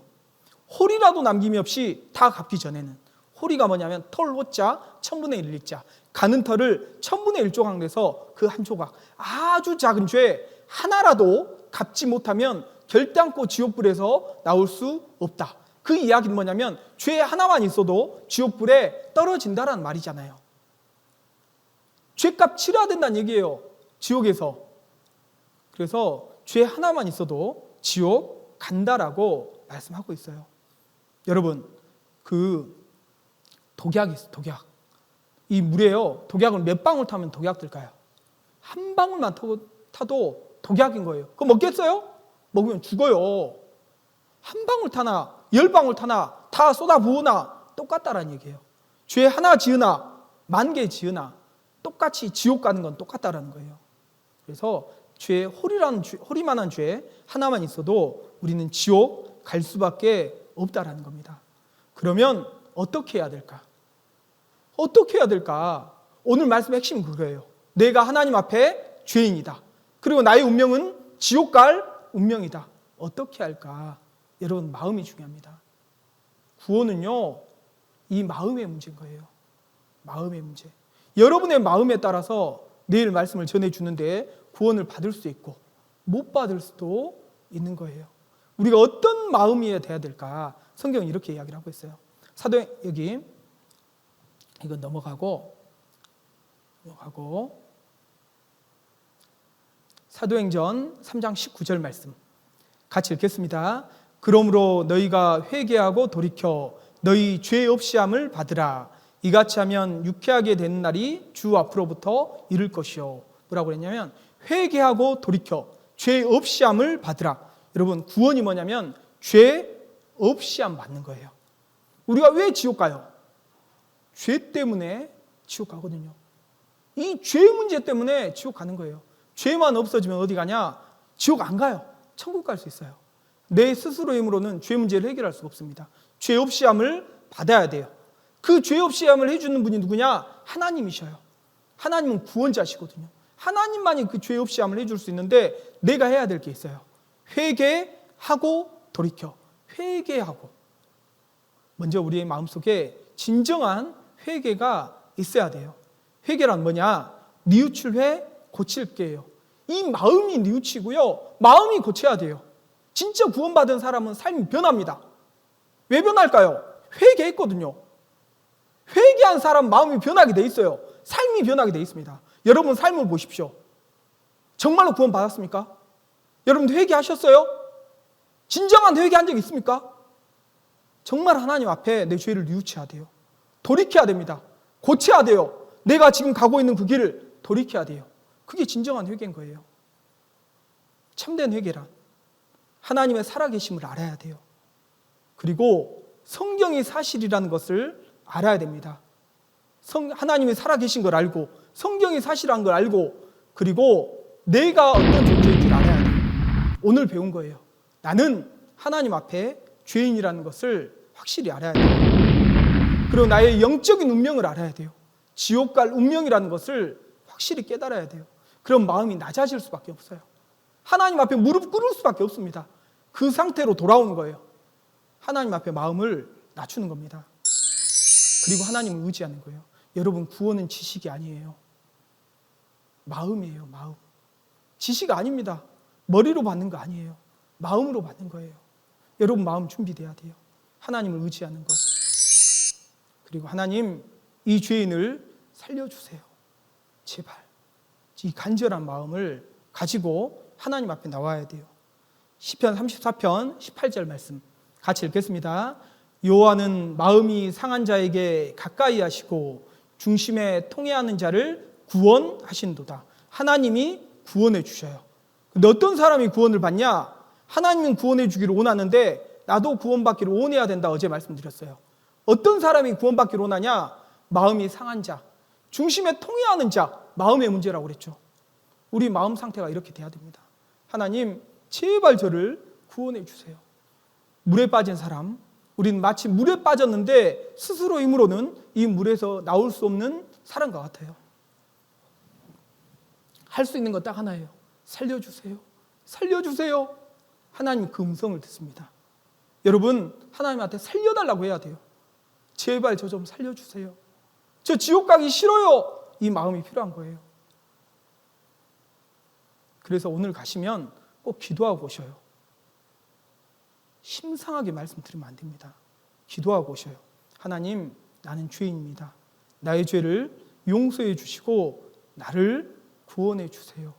정말 간절한 마음으로, 통회하는 마음으로 기도하고 올 때 여러분들 마음에 복음이 믿어질 거예요.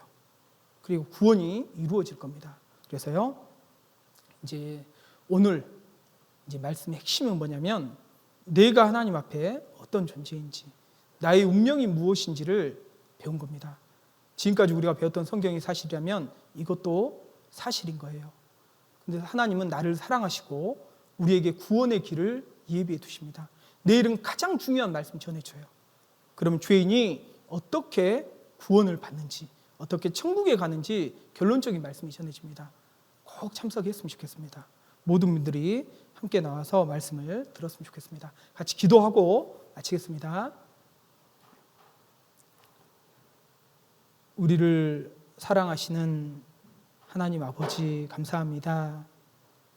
오늘 말씀을 통해서 살아계신 하나님의 손에 빠져 들어가는 것이 얼마나 무서운지 말씀을 배웠습니다. 하나님 앞에 죄인으로 태어나 평생 죄를 짓다가 언젠가 죽고 심판받아 영원한 지옥에 갈 수밖에 없는 운명임을 배웠습니다.